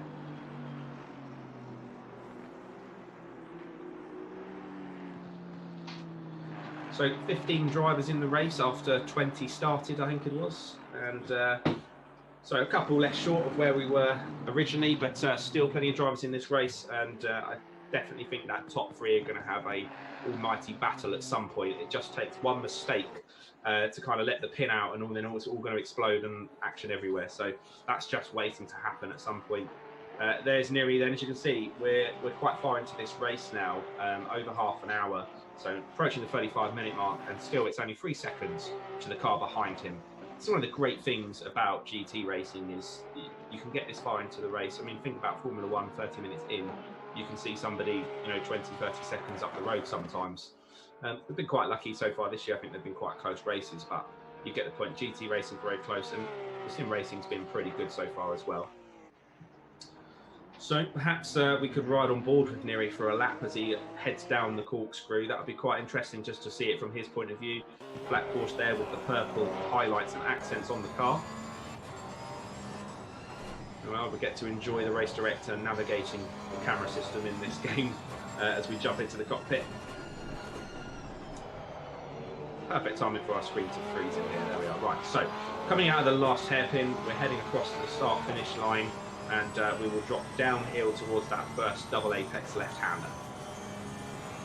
Up into gear 5, ready to hit the brakes at that 300-metre braking board. Nice and tight, very nice and tidy so far. Clip both apexes, squeeze the power on. No hesitation in the car whatsoever. It looks absolutely planted. Yeah, it looks completely settled through that section, doesn't it? It looks really, really good, really well sort of lined up through the whole way of there. He's using a lot of space on the set. He's using every inch of space without going 1 inch too far, if that makes sense as well. So he clearly knows this circuit very well. Every inch counts, I would say. There's me getting a dig in the ribs. And then we go into the fast left before Rahal straight. One of the few bits of runoff that there is, and surprise, surprise, Newey using every single bit of it as we go blind into the corkscrew corner, 8 and 8A. So a bit of a drop through here, then a massive drop through the second part of that corner. As we said, the equivalent of over 10 stories of elevation change from that top of that corkscrew down to that left-hander that we just watched Newey go through. Then through the sort of medium speed right-hander, slightly cambered in, so you're making the most of that camber that the track has. And then into the final hairpin, again nice and tidy, hitting his braking marker, hitting his apex, and then hitting the power. And let's see what lap time he gets as he crosses the line here. Seeing as we're riding on board, that was a 23.1.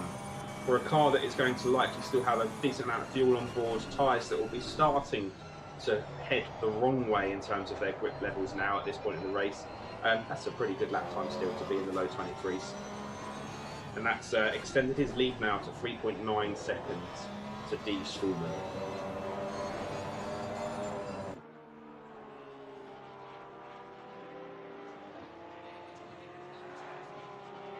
So please don't forget, if you're watching this, you can comment in the chat. We will do our best to say hello to everybody. Not seen anything for a little bit, but yeah, say hello. Let us know you're still watching. Let us know what you think of the racing so far. Who do you think is going to win as we move into this sort of next stage? Yeah, it'd be good to hear people's predictions, not just the winner, any predictions that you think that is going to potentially happen. I think it's been quite good so far. We haven't done commentators cursing anyone, whereas at Bathurst, I think we pretty much jinxed every driver that we were talking about through there. So yeah, let us know your thoughts. Drop on, we've got LinkedIn, all over there, Twitter, Instagram, YouTube, Twitch.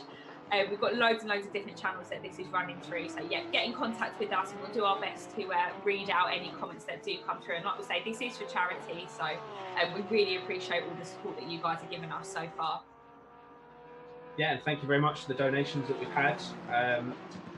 Don't forget, you can donate at any time, and you can then have a message flash up on the screen. So we're trying to raise £1,000 for the British Red Cross tonight, but of course the global Red Cross as a whole, being that we have drivers racing from all around the world in the race tonight, we're almost halfway there for our target so far. So thanks very much to everyone that's donated thus far. We had a number of different donations from friends and family and others. So yeah, thanks guys that have given your support, and even just for watching and commenting, it really does help and mean a lot. So we're watching Michael Curran again at the moment then, West Midlands racing car in the white and red in aid of the Red Cross. Sporting newer liveries tonight, I think they are anyway. We had a bit of a last minute dash to try and get those all loaded in. There we go, we just had a donation from Martin, £20 I think that said. We have about 10 different screens here that we're watching in race control. Let me double check and make sure I get that right. Oh no, it wasn't Martin, it was Stud Muffin. I thought, I was reading Stud Muffin. I was like, why are you saying Martin Stud Muffin? I saw it on the Martin's iPad my screen. dad, for anyone that doesn't know that. Yeah, my dad has been desperate to get in here to do the race director, the commentary. Really lucky, come from a really strong motorsport background myself. He was actually championship director back in 1990. whatever. Something, yeah.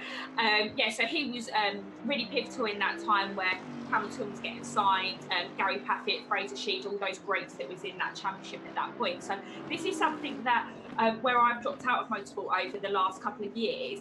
It's been really good for us to all kind of get back into it and start talking about motorsport. And I think motorsport's a very difficult one. I think when you're not in it, it's sometimes a little bit hard to talk about it, but this has given us all a little bit of a new lease of life for motorsport again. And yeah, I've started to have a little bit of a tinker around on the sim as well when I actually can get a chance to get in there after the guys. I usually try and get my go once Mackenzie's finished a race with the boys so that we can get on there. And what I do really have to say is, even if you've raced professionally before, you've raced on circuits, it is a complete different skill set that goes into this.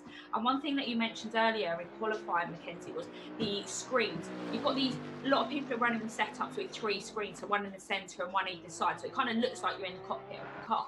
Those screens are much, much clearer, whereas VR, you actually really are sort of fully immersed in that car, and actually makes some people feel quite car sick, which is actually something I suffered with when I first started to use VR. But it's the vision of it, it's a little bit more pixelated, so there's not one setup that suits someone, everyone. It's just what suits you and what you get used to. And these guys are spending a hell of a lot of money on their setup, but also an awful amount, a long amount of time. And I think one of the most expensive, non-expensive tips that you've got for the brake pedal is a squash ball, isn't it, Mackenzie? Yeah, so all these expensive mods that you can come up with, we decided, or I saw somewhere somebody mentioned trying a squash ball underneath your brake pedal to try and simulate a bit more feeling in the pedal, because of course a real race car has a very, very heavy brake pedal with very little travel. It's not like your car brake that you can push it quite far. There's about 1 or 2 centimeters maximum of movement in the entire pedal between 0% and 100% brake. Now on a sim, to try and get a feeling similar to that is quite hard without an expensive set of pedals. So yeah, I wedged a squash ball behind it, and it seems to do quite a good job of just creating a bit more tension as you press harder on the brake. We now know who Stud Muffin was, by the way. It's my brother-in-law, Darren. Thank you very much for the donation there, Stud Muffin. There you go, you've got me saying Stud Muffin live on air. So since we've seen a couple donations, we'll come back to how to donate in just a moment. But actually, the guys have got the replay for the Steez incident earlier as well, so we can watch that back a little bit and see what we think of it. So yeah, we'll press play on that and see what happened to Niall Steez earlier in the race.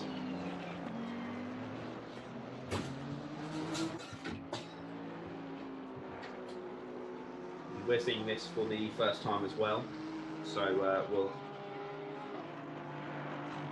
watch it here then. So this is from the race start as they drop down into turn 1. See Steve's on the outside then as he goes into turn 1. We're not quite sure what happened after that. We're about to find out. I think it was just they went through the exit of turn 2 that we saw him going off onto the grass, wasn't it? Yeah. There we go, yeah. Oh, that was unlucky. So yeah, again, just really one of those unlucky. scenes. Yeah, I think that might have. I'm not sure if it'd be Murray because Murray was behind him on the grid. I'm sure, so I don't know if it was. Cars. Was it? Yeah, yeah. So coming across the side from there. Again, you just can't see who's where in your mirrors, and it's all happening so fast. It's hard anyway, but it's even harder in VR sometimes because it is that little bit pixelated. You know where your car is, but you just can't see where other people are very easily. So very unfortunate for him, but he's still in the race and he's still chipping away at it. I've just spotted then Kloopson's now in 5th, D Price is in 7th. So Danny, of course, Danny Price we caught up with before the race. If you didn't see that, go back and watch it later.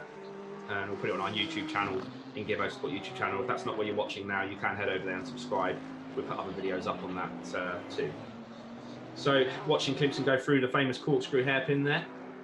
Quite a good run for him, Andy. He's been chipping away at it. He was somewhere around 10th on the grid, and he's now up into 5th, just through keeping his nose clean, chipping away at it, like I say, picking up places where he can.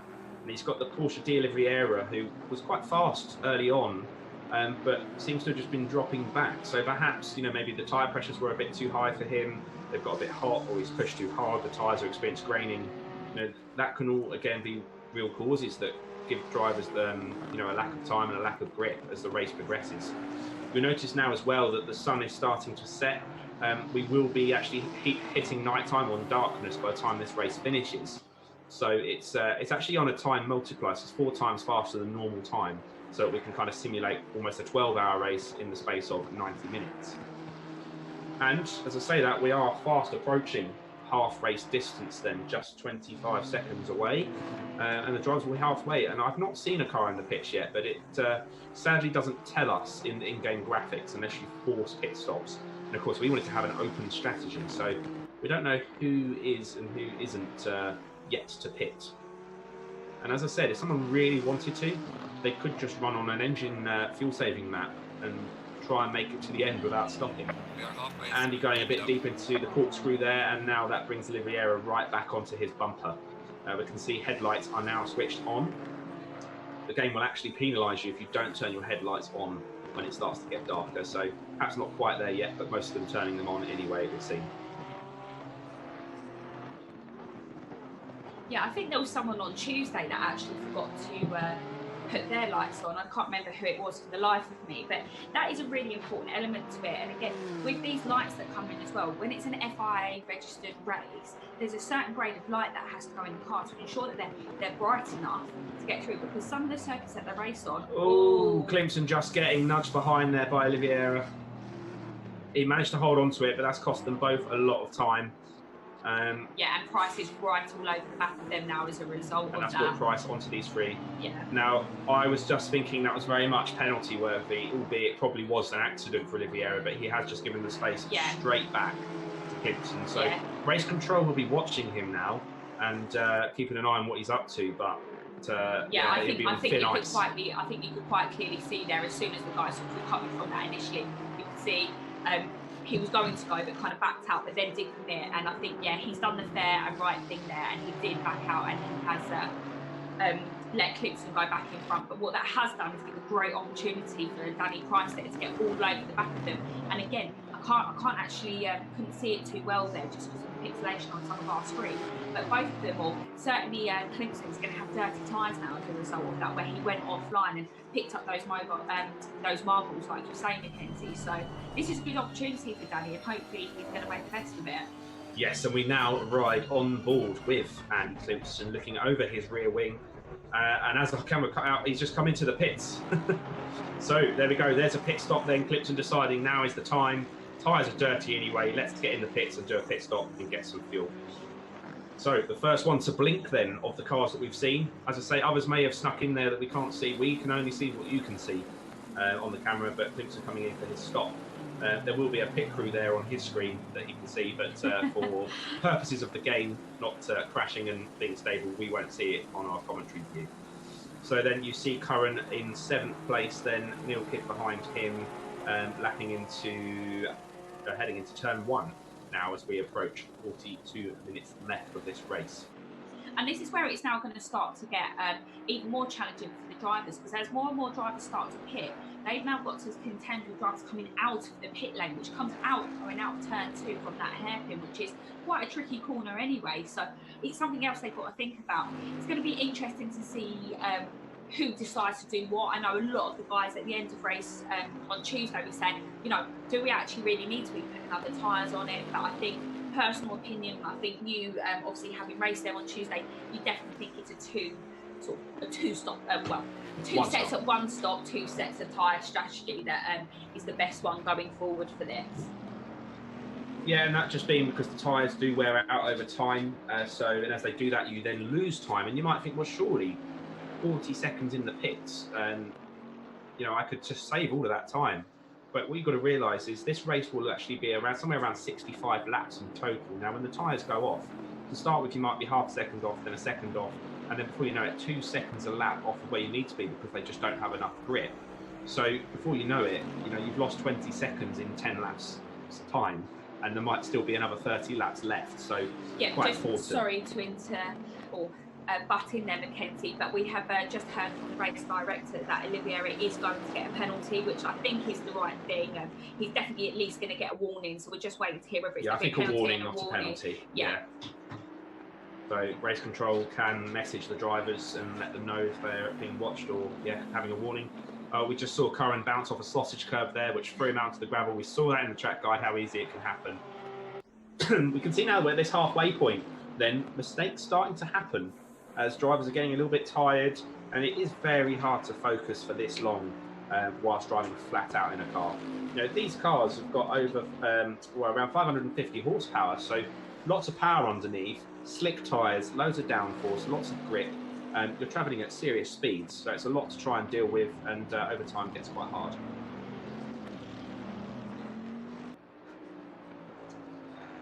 So I've just noticed Chrissy Palmer in 5th place, quite likely because he's had a pit stop. Dan O'Brien's dropped down to 12th there as well, so wondering whether he's made the decision to go in and get a pit stop as well. So this is where we're going to see the leaderboard at the moment start to look slightly messy, certainly for a few laps, just while everyone kind of settles in, makes that pit stop. This is around the time where everyone is going to start to either, you've got to kind of stick or twist, haven't you? Either you've got to make that decision to go in, or you've got to stay out and long it out till the end. And just looking here, we've got 39 minutes left of this race, so we're about halfway through. We're nearly there in a couple of laps time. So Dee Stallman's actually in P1 at the moment there. So again, just trying to and wonder if Ben there in race control can do that for us, just to see if the original leader, not even going to try and pronounce the name. Neri, that's easier to say, isn't it?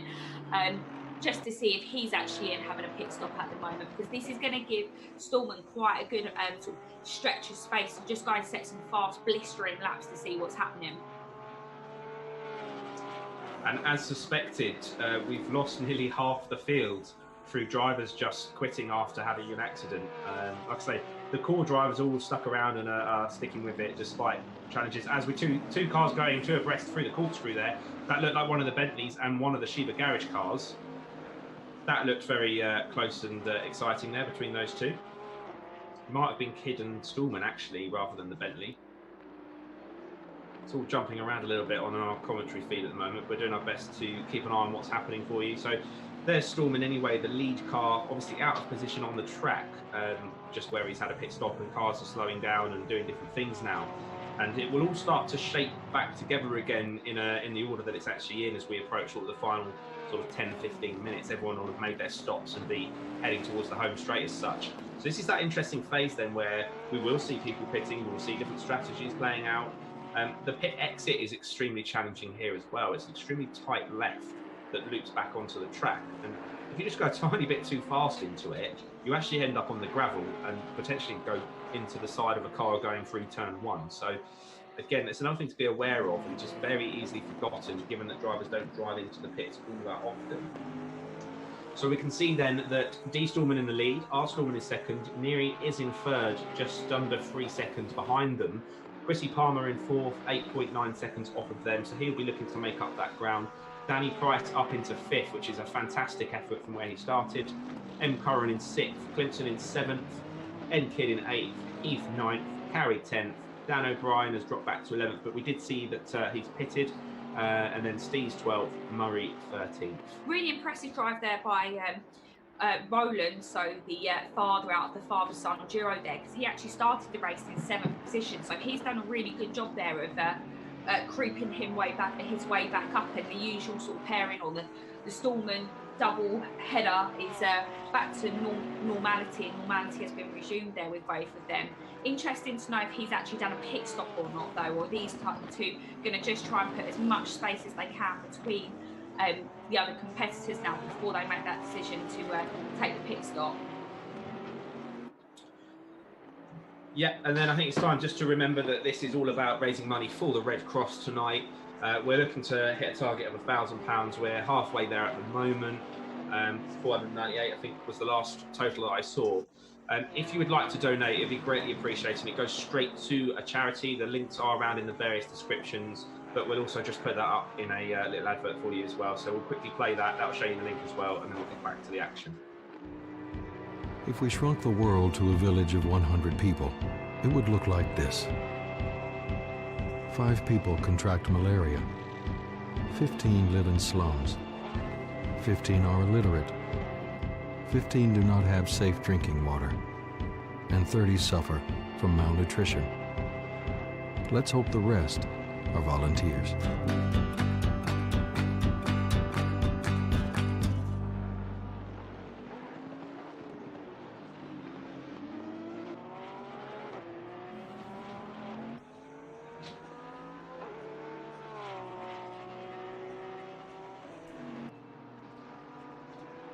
Perfect, and we're back there with Dee Stallman, who's out in the lead in P1. So you can actually see there just the difference in the light conditions, just where we took a short sort of 15-second break there. It's starting to get really, really darker out there now. So again, just looking here at this Bentley just gone through the screen there, hasn't actually got their lights on at the moment. So that's something that the game will pick up on. Stallman spins, the spun. race leader, dropping a wheel. He hasn't picked up damage, but that does potentially open him up to lose a place. I noticed the other cars around him weren't actually there, so perhaps they've just pitted, and Stallman had a golden opportunity to extend the lead, and he's just potentially cost himself a lot of time there. Dropping a wheel, as we saw, is just so easily done, and this is that perfect sort of recipe for it right now. The light's dropping, it's harder to spot your apexes, the tyres are potentially going off because the track temperature's dropping, and that just all culminated in him dropping a wheel and spinning round. Yeah, absolutely. And we actually saw Stallman make the same type of mistake at Bathurst as well, actually at the same time in the race, because we did the whole day to night race as well there at Bathurst. So maybe that's something that he struggles with. He doesn't seem to struggle with many things, so it does show that he's human and that he is making the mistakes there. But yeah, like you say, that's gutting for him, and he will know that he's really made a mistake there, because that was a golden opportunity for him to extend that gap that he had even further. But he's actually coming into the pits now, so he's going to come in, new tyres, maybe a top up of fuel, and he'll be back out there. Be interesting just to see how long he's in the pits for, if we just hold on this for a moment.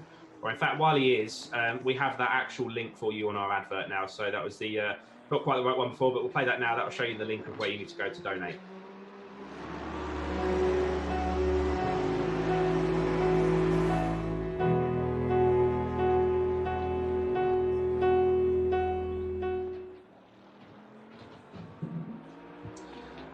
So there you go then, just going to bit.ly/IGM Red Cross, you can make a donation. That will flash up on the screen, and you can leave a message that will come up on the screen as well. So please do be kind with that, it is for charity after all. But yes, all donations welcome. If you could share this out, seeing as there's some race time left, get some friends on to watch, that would be greatly appreciated. It all just helps the cause that little bit. So Dee Stallman then, I would say that he had a tiny bit of damage almost by how long that pit stop was. He's only just coming out now. Look, he's going to feed in behind Chrissy Palmer. Now, will he overcook it coming out of the pits? It's so easily done. Look how tight that was, right on the edge. So Stallman feeding in behind Chrissy. Chrissy has gained a place. Niri's still in the lead after that, but that has cost Stallman not one but two positions there from where he was. That was a tight feed back in as well. So Stallman's on fresh tyres. He's going to have to find his feet a little bit on the new tyres, but it won't take much more than a few corners, and then he's going to be trying to get back past Chrissy. Really interesting to see how these two have a battle now. Yeah, absolutely, and I think we're going to go to a replay of that now, just to show how tight it was. But actually, no, we're just going to wait there for a minute, Ben, just because we can see here that Stallman's all over the back of Chrissy now, so he's got a point to prove after that little mistake that he made. As the two go deep into the corkscrew there. As the screen goes very slow for us, I want to see what's going to happen. Yeah, the rain's not helping with everything. We've got horrendous rain here in the commentary box. Yeah. I don't know if that's playing a thing. The replay is actually from the incident between Clinton and Oliveira earlier on, so we'll have a look at that once this comes. And Chrissy going wide, giving Stallman a bit of space there. Chrissy got the inside line there. Very, very forceful there actually from Stallman, but still firm but fair, I would say. Chrissy having no choice but to yield. Stallman getting the job done quite efficiently there, I would say. He knew that he'd come out on fresh tyres. He had to make that work and get past Chrissy early on if he wanted to stand a chance of then hunting down Niri and taking that race win. But work to do then for Dom Stallman then, with Niri being something like, 15 or so seconds. 14 and a half seconds ahead of that pair now. So 14 for Niri. So yeah, 14-second gap between the race leader and Dee Stallman. Again, the blue cars on your screen are cars that are being lapped by the leaders. So the actual position, the race position, just so you know what you're looking at there, is the number on the left. The white number in the red box Stallman just went off on the gravel again. He's now going for a fast left with tyres that are covered in gravel. We did say it was all going to start happening once pit stops kicked in, and here you go. And it's actually the drivers at the front making the mistakes at the moment, and that's playing into the hands of people like Danny Price, who's now up into 4th place. Really, really good race so far for Danny, and he's just been chipping away at it. He's kept himself out of any dramas along the way. Like we say, his lap times have improved immensely over the last couple of weeks, and it shows with his racecraft as well. Considering this was a race that he was concerned about because of the length of time, he's actually excelling here. Yeah, doing really well. When I sat down with Neil and Danny on that call that we played earlier on in the build-up show, we saw that they were both saying how important it is just to finish and not make mistakes and just basically keep your nose clean. And there is an old saying in motorsport, to finish first you must finish. And I think a few drivers potentially needing to see that today. We're not seeing much of Mr. Heath on screen for a while, so it'll be interesting to know where he's got to after his problems earlier on in the race, where he's making progress to.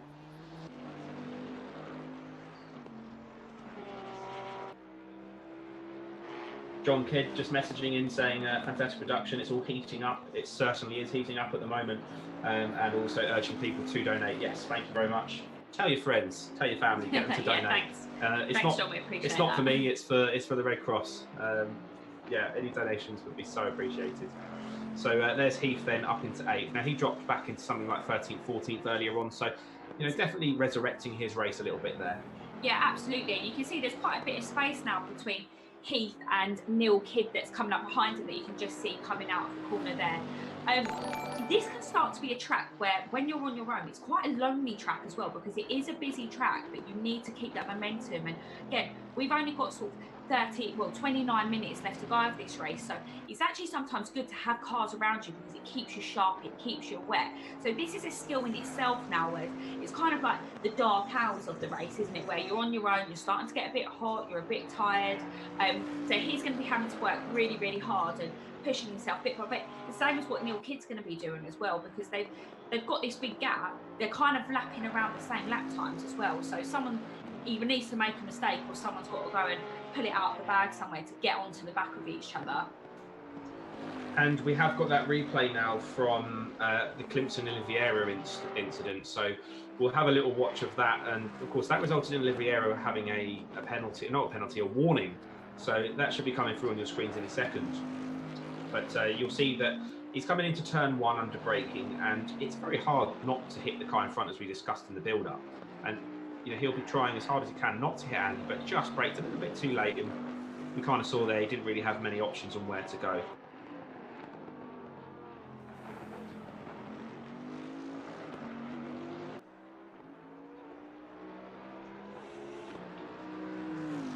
You'll see, as you've just watched that he is 100% on the brake on his little feed in the bottom right, and he did later give that place back. We've just heard that Danny Price has had an absolute disaster. His PC has just crashed, so he will be coming out of the race now, which is extremely unfortunate. We were just saying how good a race he was having. I'm absolutely gutted for Danny on that one. Just a note, race director Ben has donated for the second time, actually, to be fair to him. So race director finding time to donate while he's watching, that means you viewers can have a go at donating as well, if the race director can do it. But yeah, thank you once again to everyone that's donated. We're now over halfway to our target, as we're a little bit over halfway through our race. So hopefully we can keep these donations coming in, and for the cause of the British Red Cross and of course the Red Cross as a whole. We also have a replay that I think we should be able to see soon of the Stallman spin again as well. Of course, that's the result of him going from, at the time in the lead, to 3rd place. So let's have a watch of that one as well, and then we'll get back to where the front pack are.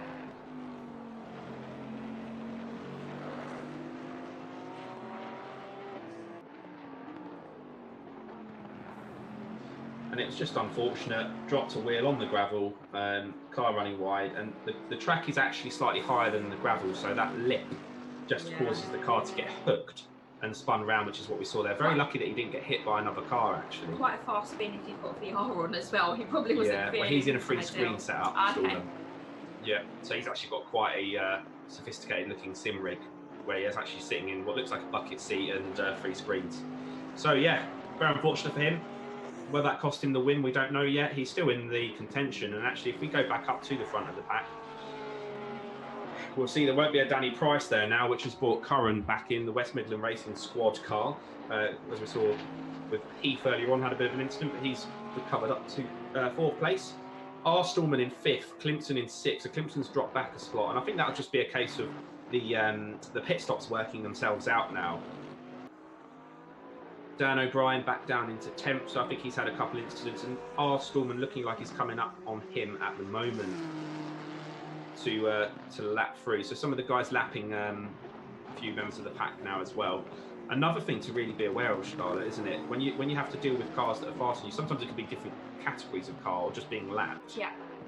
What sort of challenge does that present for these guys? Yeah, so I mean, these guys are all in one category here, so just in GT3s. But yeah, absolutely. In the real world as such, you can have GT3s and GT4s in one race, and actually you can sometimes find that if you haven't got a quick enough driver in a GT3, the GT4 can be setting faster lap times, but it's that whole down the straight there's more speed, or through certain corners, and that becomes really frustrating for drivers and really, really challenging. So this is where everyone just has to start using their heads, keep a clear head as well, and know who you're racing. There's, like we say, there's usually 2 or 3 races going on between a race, and front, middle, pack and back, so it's just about making good decisions there, because we wouldn't want anyone at the back of the race to be affecting a good battle that's happening at the front, and vice versa with that, because everyone's racing between themselves.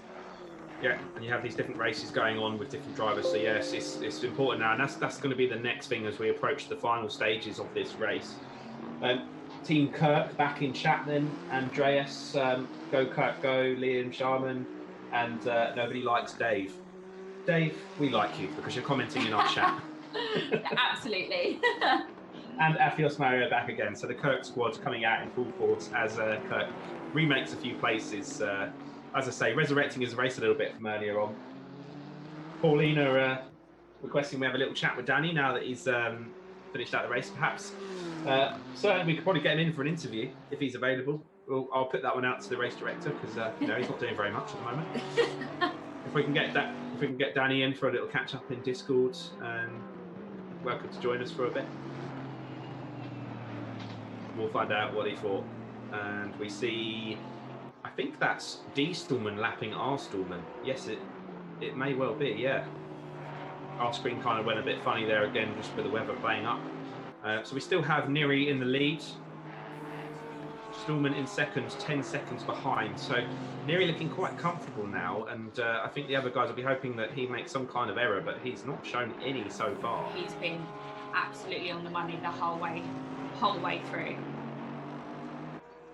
So we can't quite get a hold of Danny at the moment, but we'll try to we'll see if we can have a chat at some absolutely. point. We're going to focus on the closing stages of this race. 20 minutes to go. A lot can still happen. We saw a lot happen in the first 20 minutes. So plenty to happen still yet. Yeah, absolutely. And what you can quite clearly see here is something that the game shows really, really well, is that you can see how dark that racing line's now getting. You can see the rubber that's being put out there. And you touched upon it in the sort of pre-show or pre-race lineup, but actually Pirelli have worked really, really closely with this game to simulate everything being absolutely spot on the tyre behaviours. Yeah, and some of the teams getting involved as well. So Bentley gave a massive data dump, and as Danny said in our interview at the start, to Kunos, the people that make this game, so they could actually accurately represent the car, and other teams doing the same. I think that was very much helped by the COVID situation, where there was more sim racing happening than ever, and teams wanting to make sure they were represented correctly in games. So this game is, arguably not just a game; it is a simulator. It's a simulation game where people can join in and actually experience very close to the types of things you have to think about in a real race car. Obviously with the massive added benefit of a reset button. If you do go flying into a wall, it doesn't hurt, and you can live to fight again another day and instantly repair the car. Obviously, yes, it is. You'll be out of the race in this case, but yeah, certainly in practice you can just keep pushing and pushing until you hit a wall and then bring it back a notch.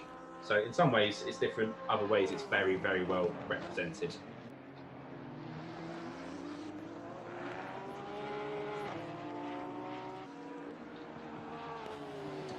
So still watching on your screen then, car 120, Neri Kalong Klugu. I'd love to know where that name's Yeah, from. I would. Can we see his nationality somewhere, Race Director? I'm sure you can sometimes get that to pop up on our screens. Turkish, there you go. So we've got a Turkish driver in the mix. Should have picked up that. So, and apologies if you actually speak the language. I'm probably absolutely butchering his name. Don't worry, it's better than my attempt at it anyway. So most of the people in here are regulars that race with us every week, so we have you know, a bit more information about them, and you know they're friends of Charlotte and I. But yeah, this is open to the public as well. So anyone watching that owns a game of owns a copy of Assetto Corsa Competizione can come and join our race server and our race nights. So that's what Neri's done tonight, and done very successfully so far, as he comes up to lap the 20 car of A. Klimpson. yeah, and this is where Klimpson, he'll know who's behind him, he'll know the situation that it is, and hopefully he'll just kind of move out of the way, but not to detriment of his own race there as well. And actually, that was probably the first time that we've seen Neri actually run maybe a little bit, not too wide, but I'd start to say along the dangerous side of being too wide here, because we have seen how easy it is to just push it that inch too far around here, drop a wheel off and spin in the same way that some of the other drivers have done. So that's something that he's now going to have to watch over the next 19 minutes or so to get himself to that checkered flag. But you can see the pace difference between the two. They're just under that braking zone. It's all over the back of him now. And actually, Klimpson's driving quite defensively. He gets out of the way in the end. Yeah, yeah, fingers crossed he will. He's Neri's furiously flashing his lights there, and Klimpson perfectly just moves out of the way there. So good use of the lights there, and it is, you know, it's either done by intimidation or just literally get out of my way. I'm faster than you, and I'm coming through. Neri is faster than you. Okay, right. Well, Danny Price is available for a chat now, so he's going to get dropped into our channel,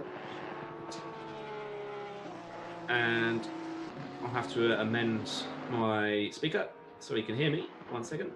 Danny, hello, and welcome to the commentary box. How obviously really unfortunate what happened just now. Tell us quickly what happened, and then perhaps go through the race a little bit. Well, I went to press on the brake pedal, and yeah, I completely froze. So in VR, as you'll know, that's quite interesting. It's a bit of a shock, isn't it, when your screen just goes blank and you're kind of in VR. It kind of like, it freezes the last image, so you know you're expecting the car to carry on, and it just kind of stops. So yes, it's a bit weird. But looked like you're making good progress, and actually we had our chat the other day about sort of keeping your nose clean and just chipping away at it. Bar a couple little sort of misdemeanors here and there, you kind of kept it quite clean. You were up into 5th at the point that it happened. Tell us how the race was going from your point of view. It was going good. A couple of bits I think like picked up on, a couple of mistakes, was the bit where the kind of tyres fall off a little bit, but then again they were starting to pick up yet again, so I was getting back on the pace a little bit. Felt pretty good, you know, quite comfortable doing it, so yeah, bit of a shame, but And how was it with tyres actually, just as a whole? Like, because again we had this whole chat about you could do the whole race on one set of tyres if you really wanted. What's your thoughts on that now, just with a bit more running time? I think I would have carried on doing that. I wouldn't have changed. Again, it's an extra 30 seconds in the pit to do that, and you're not going to gain that back, I don't think. Okay, very interesting to see. We're just watching now at the moment. Heath is now caught himself back up onto the back of Klimpson, so he's still coming back after quite a bad start. Danny, just quickly before we send you back, how was the? Oh, sorry, not how was. What do you? Who did you put your money on for the race? What are your thoughts? I reckon Stallman first, I think. Have you seen Neri though? He is pretty quick, and supposedly those two are training quite well together, pretty close together. So. Oh, they know each other. No, as in like, you know, on the track doing training as such. Yeah. So we just saw Klimpson go in the inside there, holding Heath off, but not for long, I imagine. Danny, I think we'll catch up with you a little bit again later on. Thank you for dropping in, and yeah, bad luck there on that one. That's a shame. All right, guys, in a bit. Yeah, see you later. So you then watch now on your screens the lead car of the Nissan of A. Klimpson, and he is absolutely racing with Kay Heath. They're fighting for 6th place at the moment. And as we say, it's this stage now. There's only 15 minutes left of the race. It's all to play for, and it's no kind of no holds barred, everything on the table, everything's going to be put out on the line now at this point. Heath trying to come back from a bad start. That'd be fantastic for him if he can get another couple of places at this stage in the race. He's looking fast as well. You can see he's scrubbing off a little bit of pace where he's trying to make the move, but he's all over the back of them. And what's going to be an interesting element now to this little fight that's going on is Stallman's actually coming up behind them and gaining on them quite rapidly. So this is where Andy's going to have the challenge of letting Stallman through without letting Heath through. So you can see they're just going down through the corkscrew that the blue flags are out. Yeah. As well, so this is hard. This is a tricky situation to manage, and kind of goes back to what you were saying earlier on about how do you deal with a situation like that. And sometimes it is luck as much as skill. Yeah, it can really change a race. So the blue flag means there's a faster car approaching. Now it's on the overtaking car. So in this case, Stallman to pass fairly, but it's still easier said than done. So these guys need to let him pass. I think he's just on the outside of Heath there. Yes, Heath letting him through. I think. Yes, that looked like it was getting very tight for a second. And then Klimpson will now have to do the same. And it's never it's not an easy place to be as the car overtaking or the car being overtaken at this point, because you've still got your own race going on if you're Andy Klimpson right now. You want to worry about holding on to your nice 6th place you've earned. But is he going to let Stallman through? Our screen is getting a little bit choppy again this end, but he's through. Yes, he's made it through. But so the order stays the same. All over the back of him now. Yeah. So like Charlotte says, that's just given Heath the opportunity to get right back onto Klimpson. Because of course, by letting a car through, you're running off the line a little bit, you're going a little bit slower, and that brings the other opposition around you back into contention. And of course, Stallman, I should note, it was about a 10-second gap. He's brought that down to 7.8 to the car ahead. In fact, is it even closer? That's just the way we're looking at it. Yes, it's about a 7-second gap between Neri and Stallman at the moment. So Stallman actually working hard to bring that gap down. We could still yet see the German make it to 1st place in this race. And the battle rages on between Heath and Klimpson then. Absolutely love that Bentley, especially when the lights come on. Yeah. The Nissan as well, probably 2 of my favourite cars right there. Obviously I'm a Mercedes man, but yeah, these 2 and the Aston Martin are probably a couple of my other favourites that we have. Yeah, you can see that Andy's pushing really, really hard as he's exiting out of these corners. He's using every little bit of space that he can. And he's not driving too defensively at the moment, because he knows that there's just enough sort of amount of distance between him and Heath behind him. So he doesn't want to scrub off that speed on the exit going into the going out of the corner, sorry. Heath having a look on the outside then of turn 4. Can he make it stick? It's a very brave move going around the outside. We saw him do it earlier. I think there's a tiny little bit of touch there. These 2 will be chatting on the Discord, so he would have said to Andy he's on his outside, but Andy's still having none of it. Valiant defence here from Klimpson. And of course, at this stage in the race, you are fighting for position. There's no just letting somebody through because it will save you time. This is it. As we drop downhill for turns 8, AA through the corkscrew. 18 metres of elevation change, an absolutely mental change elevation. Or 10.5 stories then by the time we get to this point here, that left-hander. Penultimate corner is a medium speed right.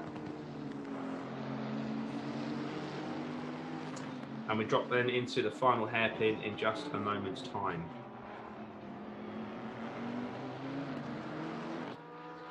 Crossing the line once again. 12 minutes left on the clock. These 2 having quite a cool this will fight feel right like now. the longest 12 minutes as well. This is where it starts to get really, really hard. And like I say, this isn't just because it's not in the real life. It doesn't mean that this isn't hard work. The steering wheels have got an awful lot of amount of feedback behind them. They're putting so much force through that set brake pedals. Like you say, everyone's getting really inventive with their setups to make sure that they're strong enough. Because you can be having 70 kilos worth of balls hitting that brake pedal, especially going down into turn 2 into that double apex hairpin. So guys are working really hard. They're probably going to be, if I'm being brutal, as hot, sweaty messes after this. But it's a great way. It's a great way of really building and getting better at your driving skills. Yeah, and there's only one way to get better at racing, and that is actually racing. Another donation just come in from Frank, aka Dad. That'll be Charlotte's dad. Frank, if you've seen the film Mother of the Bride, that'll make sense where that comes from. Good race for a good cause of £50. Thank you very much. Amazing that we're getting these donations in. Like I say, they're all going straight to the Red Cross, so thank you so much to everyone that is donating. I think we'll get that link up for you again in a few minutes, just in case you're waiting to do it. But for now, we want to see the battle that's happening with these two, Clemson versus Heath. It still rages on. Clemson's still defending Heath at the moment. It's getting dark. It's hard to see your apexes. It's hard to see your braking markers. And there's a car in front of you. It's not an easy course for either of these two at the moment. Still Neri in the lead. Still Stallman behind him.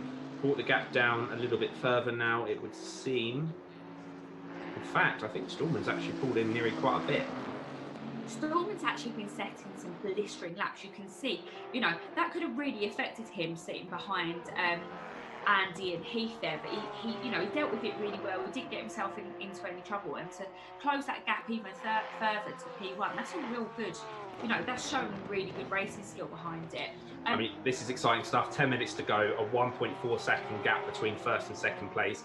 Pit stops have happened now. The setup you've got is the setup you've got. The pressures you've got is the pressures you've got. Let's see what these two can do. I think they're going to do some battle on the last few laps. It'll be good to see that, let it get down to the wire. And we've got Chrissy Palmer there in third as well. He's kept his nose pretty clean throughout all of this. His pace has been really good as well. Yeah, Chrissy Palmer fighting the good fight. I think it has very much been a day of the Porsche here at Laguna Seca. We have had a nice mix of manufacturers, but the fastest car definitely has been the Porsche.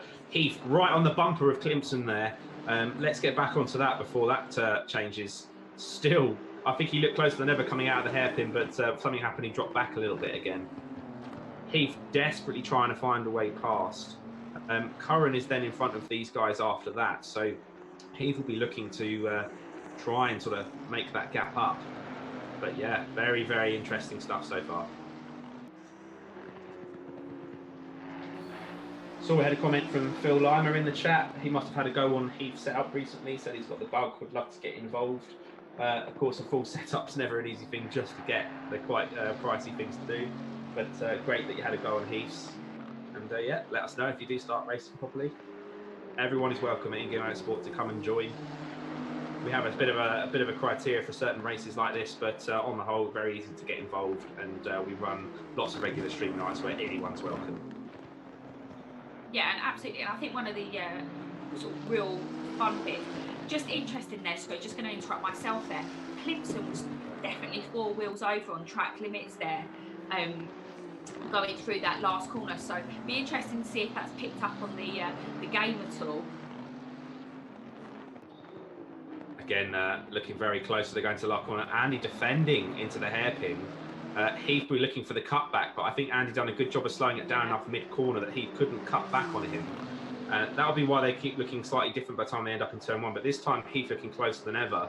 But where you're sort of dropping down here and slightly kinking to the left during the braking zone for turn 1, it doesn't make it very easy to pass. So Heath will be waiting for an opportunity. And at this stage in the game, as much as you want to get past, you also want to make sure you finish. Especially after Heath's start, fantastic effort to get back to 7th, but he will be desperately trying to get up one more into 6th. Ahead of him, you've got R. Stallman, then you've got Heath's teammate M. Curran, Chrissy Palmer, and then, as we saw, Neri's leading with B. Stallman in 2nd place at the moment. So still battles carrying on as we head into the final 7 minutes of this live stream charity race. Yeah, and it is a charity race after all, so one last little plug of the donations before we head into the final few laps. Remember, you can donate at any time, and here is a quick ad with the link.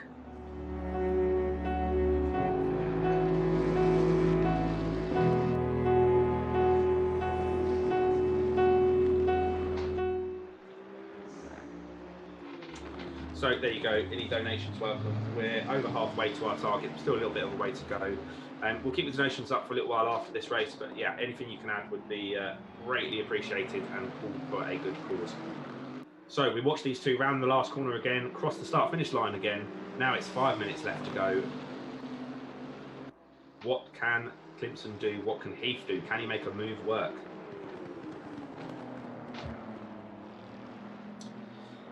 Neil Kidd made his way up into 9th place then, again after sort of being outside the top 10, nearer the 15th mark on the grid. Quite a good effort for him, bringing the Sheila Garage car up to that top 10 position. Yeah, where's Dan O'Brien? Just be good to check in with him really quickly just to see how he's getting on. Yeah, he's still running. I think race pace probably not quite where he wanted it to be in the pits. I don't know if he's just come in the pits. He's 4 laps down at the moment, so I wonder whether that's him fully in the pits right now. D. Murray also behind him. I know, just yeah, I think Dan might have parked that for the night. Really good effort with him though, just to even get in the race considering what the situation that he was in.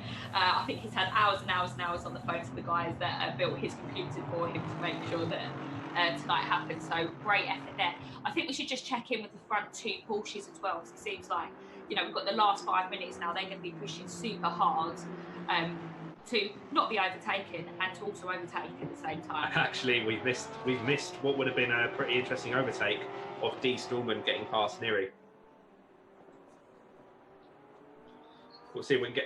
Yeah, so Stallman's in the lead now then. Definitely made his way past Neri at some point. We'll see if we can get a replay of that.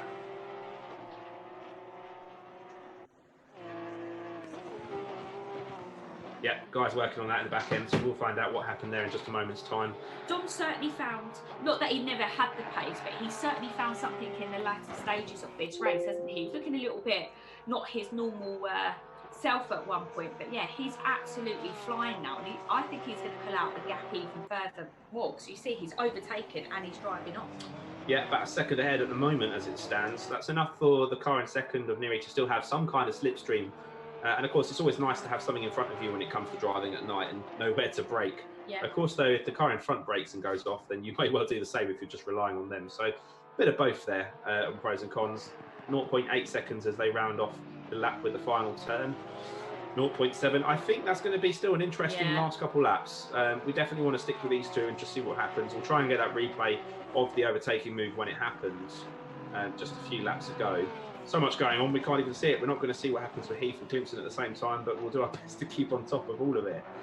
It's fantastic that while we have lost a number of drivers in this, we still have plenty of them competing and racing and battling at this stage of the race.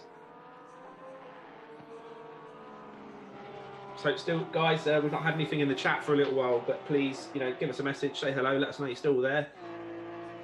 Let us know who you think your money's on for the win. See who you can call it, because you've got 2 cars here that are about to have an almighty fight potentially. Danny Price actually called it. He did actually, didn't he? Yeah, Danny said D. Stallman. For the win, so. Stallman was about 3 or 4 seconds behind at the time. Yeah, so. And he's now a second or 2 in the lead. Of course, we saw him drop his wheel earlier and spin round and cost himself a lot of time. So just goes to show, you know, he still pulled it back, but he probably would have been even more clear after that. Interesting, given how dominant Neri was in the middle phase of the race. Makes you wonder whether Dom was actually sort of planning on this being the phase where his car's, you know, fully set up, fresher tyres. Maybe he did put fresh tyres on. It's all quite tricky to tell. Right, so we're just hearing, and yeah, like we say, the guys in the background are working on it, so we might not be able to play it during the race, but just had another donation from Stefani Cowie. Thank you very much for that £10 donation there. Again, thank you so much to everyone that's donated, and thank you very much for really that one as well. It. Yeah. So sorry, just getting back to that, Neri actually made a mistake. The first mistake he's made in this race the whole time. And I said a few laps previous to that when we were watching him that he was starting to run dangerously wide, and that's probably just what happened. He just went a little bit too wide there, but it was enough of a advantage that Stallman took full advantage of it. Yeah, and that's it. Small mistakes will cost you sometimes 1 or 2 places, and when you're fighting for the lead, that is, of course, an absolute disaster. So Neri will be gutted with himself over that after such a strong mid-race, and it's just that phase where it gets dark. It's so difficult. Right, just before these two start to begin their final lap or two, we have got a replay of that for you. So we'll play that now. That'll be appearing on your screens any second, and then we'll tune in for the final lap after. Yeah, we'll go straight back to them for the final laps, I think, just so we can see who's going to cross the checker flag. So on board with Dominic Stallman then. As we saw, the gap was quite close between him and Neri, but he'll just see Neri runs off onto the gravel. So easily done around there as well. The leader is on the final lap now. Give it all you can. So that was Dom Stallman taking the lead from Neri, Porsche on Porsche, as we approach the final lap or two of this race. It's on the time, it's 90 minutes, 56 seconds left on the clock. Oh, it's been an exciting one. We're nearly there. Still got our riggers in there. Chrissy's been very much in no man's land a little bit for a while now in third, but this is where the fight is. First and second, D. Stallman on Neri, guy on the Lugi. The Turkish driver in second place. Can he do anything? He's still within a second. Can he make something work on the final lap? Just had another donation in from George while this is happening as well. Thank you very much. Now just under £600 on our £1,000 target. I'm not sure if it will say that this is the last lap or if it will give the guys one more lap. We'll see what happens. This is potentially the last time Dom Stallman's going to round the corners. 6 attempts in it between him and Neri. What is it going to be? 2 corners. Now the last corner as they round off into the hairpin. Neri pushing so hard. He's brought that gap down even further. Is that the flag or is it last lap? Yeah, that is the flag. Nice Dom Stallman wins again. Finish the race. Fantastic effort from him after having that incident. D. Stallman takes the win. Neri second, and then we should see Chrissy Palmer for InGear Motorsport crossing the line in third. Valiant effort there with the Mercedes AMG. Absolutely fantastic there.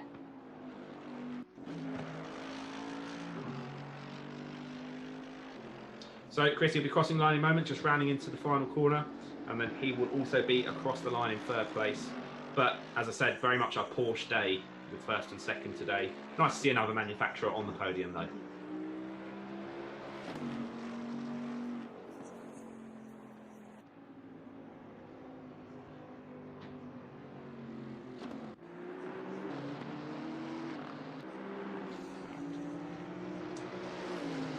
So there was Heath. Keith and Clipson neck and neck across the line. I don't actually know who got that. That was incredibly tight. That was a photo finish there for the number 38 car of Heath. Great effort, a great battle there. That looked like it was actually Cowie that he was racing with in the end. So he must have dropped back, and Climpson did hang on to 6th place. Here comes Kidd. We've not seen any major errors from Kidd here. Maybe we missed some, but it all looks pretty good and nice and clean actually. So well done to him.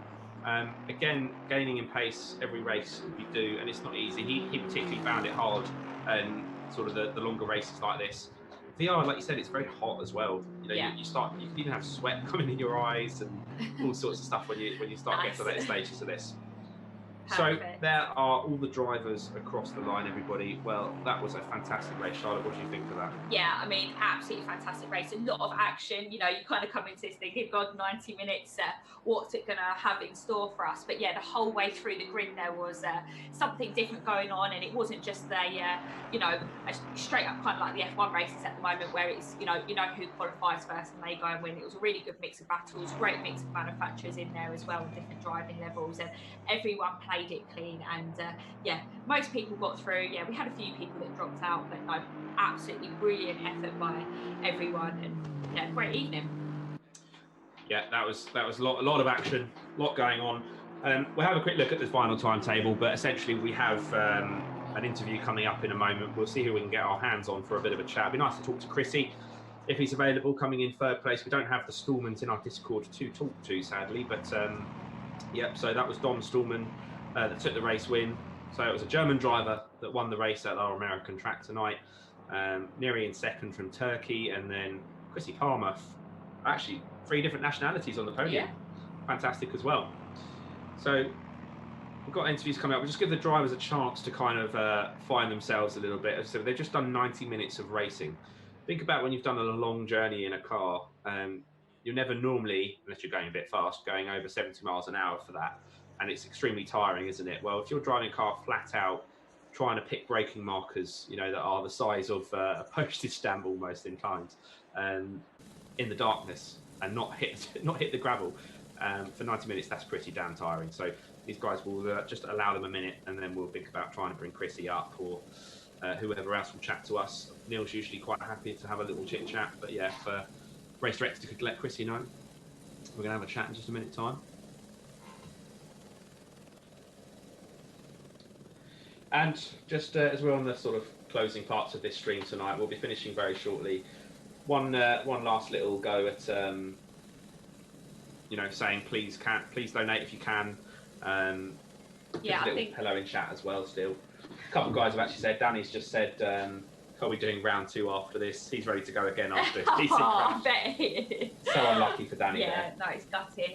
We're going to keep the donation page up for a couple of days or so, just to give everyone an opportunity. But yeah, we really appreciate it. It's for such a good cause as well. We just felt it was really important to do our bit after what's happened over the last few months, because we've actually been very, very lucky in a bad time for a lot of people. So we just wanted to do something to give back.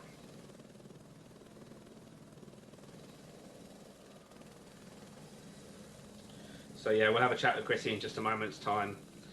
Just give them a moment, go through from that. Yeah, have a quick we'll have a little drink bit of if a they need sort it or of something. run back through that race as well. Have a quick little chit chat about it. Okay. So Charlotte, what was let's do driver of the day, shall we? And in chat, tell us who you thought driver of the day was if you're still with us. We'll be finishing in about 5 minutes' time, so yeah, stick around for an interview if you can. Let us know who you thought was driver of the day. I mean, a really, really tricky one for me. I think if there had been a slightly different outcome, I probably would have said Danny Price. But I think it's got to go to Stallman, hasn't it? I think I'd love to know what his strategy for that race was, because it just worked out perfectly throughout then. He made a little mistake in between, but I think every driver did. So great effort by him. So I think it would have to be Stallman for me. What about you? I want to go Stallman, but he did obviously make that mistake. Yeah. He got a bit lucky with it. I think Danny Price, potentially driver of the day. Yeah. We didn't see where he was going to get to after that incident happened. We have to do round 2, aren't we? George in chat voting Danny Price as well. So over on YouTube, that one. Yeah. So yeah, I think everyone done a good job that finished. Just finishing a 90-minute race at that track or any track is hard work. Yeah. So well done to everyone that finished. First of all. I mean, from where we started, D. Stallman didn't look like he had the pace to win that race. But obviously, in later stages of the race, he just had so much pace that he just came back and drove away from Neri. Mm-hmm. I think that was potentially strategy playing in there. Yeah, I do think that had a lot to do with it. I think he knew what he was doing with his tyres. I wonder whether that was something that he tested out last night, because they were on for quite a long time last night when we had a look on Discord. Yeah. Who knows? Like, maybe we'll be able to find out. Maybe we'll be able to get him in the chat one day and ask him. But I think it was very, very well played out. I think all the guys actually made really good pit stop decisions.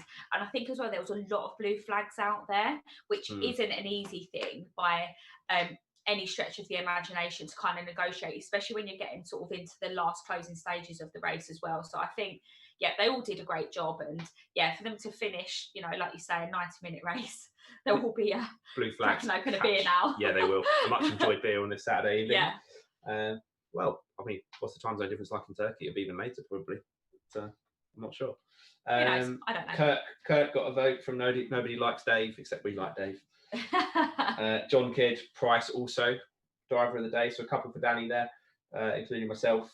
So yeah, I think that was a fantastic bit of racing. Let's get Chrissy up here for a quick chat though. Third place, he's the first person we can kind of talk to on our list of drivers in the Discord. So don't know if race director's going to drop him up. Yes, he is. I will unmute myself on Discord viewers, and then he'll be able to hear me. That always helps. Chrissy, hello, welcome to Commentary Box. Fantastic effort on a podium. How was that for you?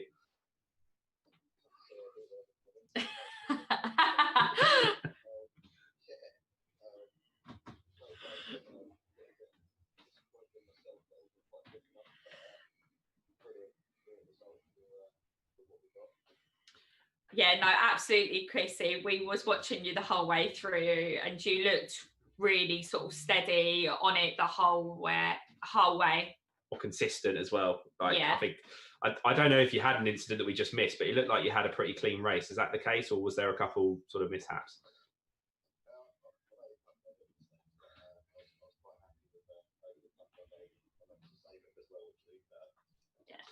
Yeah, that's cool. I mean, Stallman actually had a complete spin at one point and managed to still get back through, so he got lucky with that.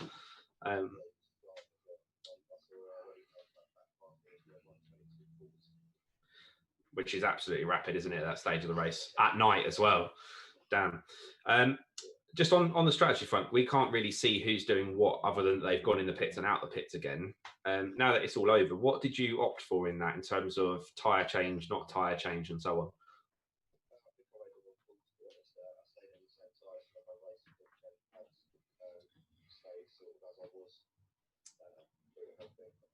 And did you find they just went off then at that point?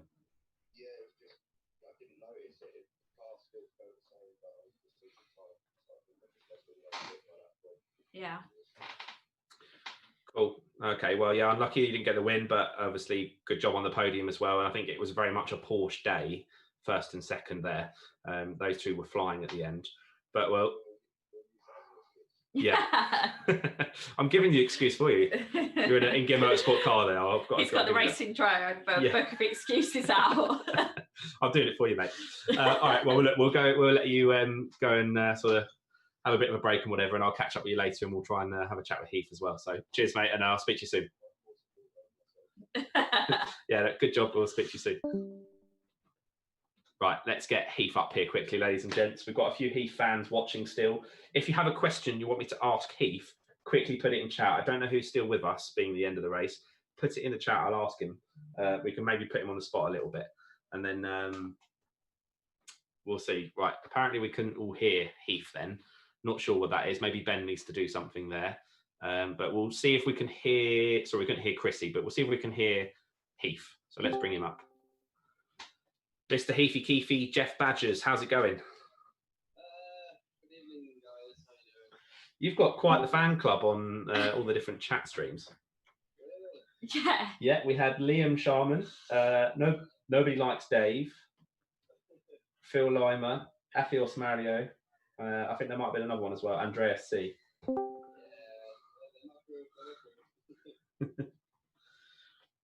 We can't seem to hear him, apparently. I wonder what's going on there. Ben, can you hear us? Race director Ben.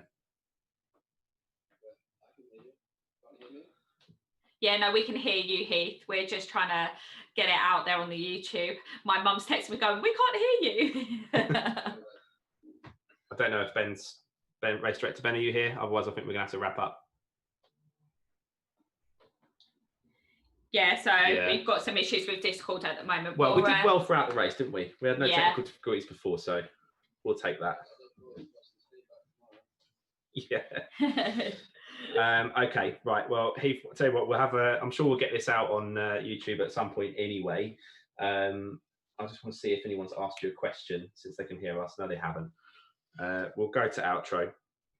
So, everybody, we're going to wrap up and close the stream off. We can hear us, so at least you can hear Charlotte and I. I just want to say at this point, thank you very much for everyone that's taken the time to tune in tonight and watch, and obviously all the donations have been fantastic. We're going to keep that link going that you can see in the descriptions, various channels, so please click that and donate if you can. We're not going to close it off just yet, but fantastic 90 minutes of racing. Hope you all enjoyed that. Again, one last thank you for me. Charlotte, any closing words from yourself? Yeah, no, I just want to say from my point, obviously I just come here and do the commentary, but you guys at InGear Motorsport and the InGear Media have done an amazing job over the last sort of 3 months or so.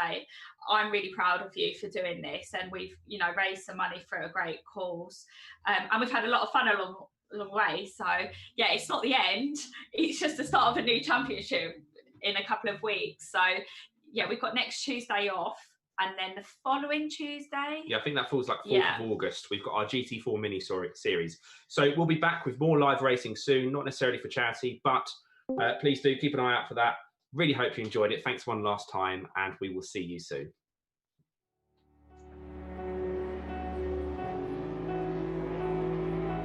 There we go, green lights, and we're off once again.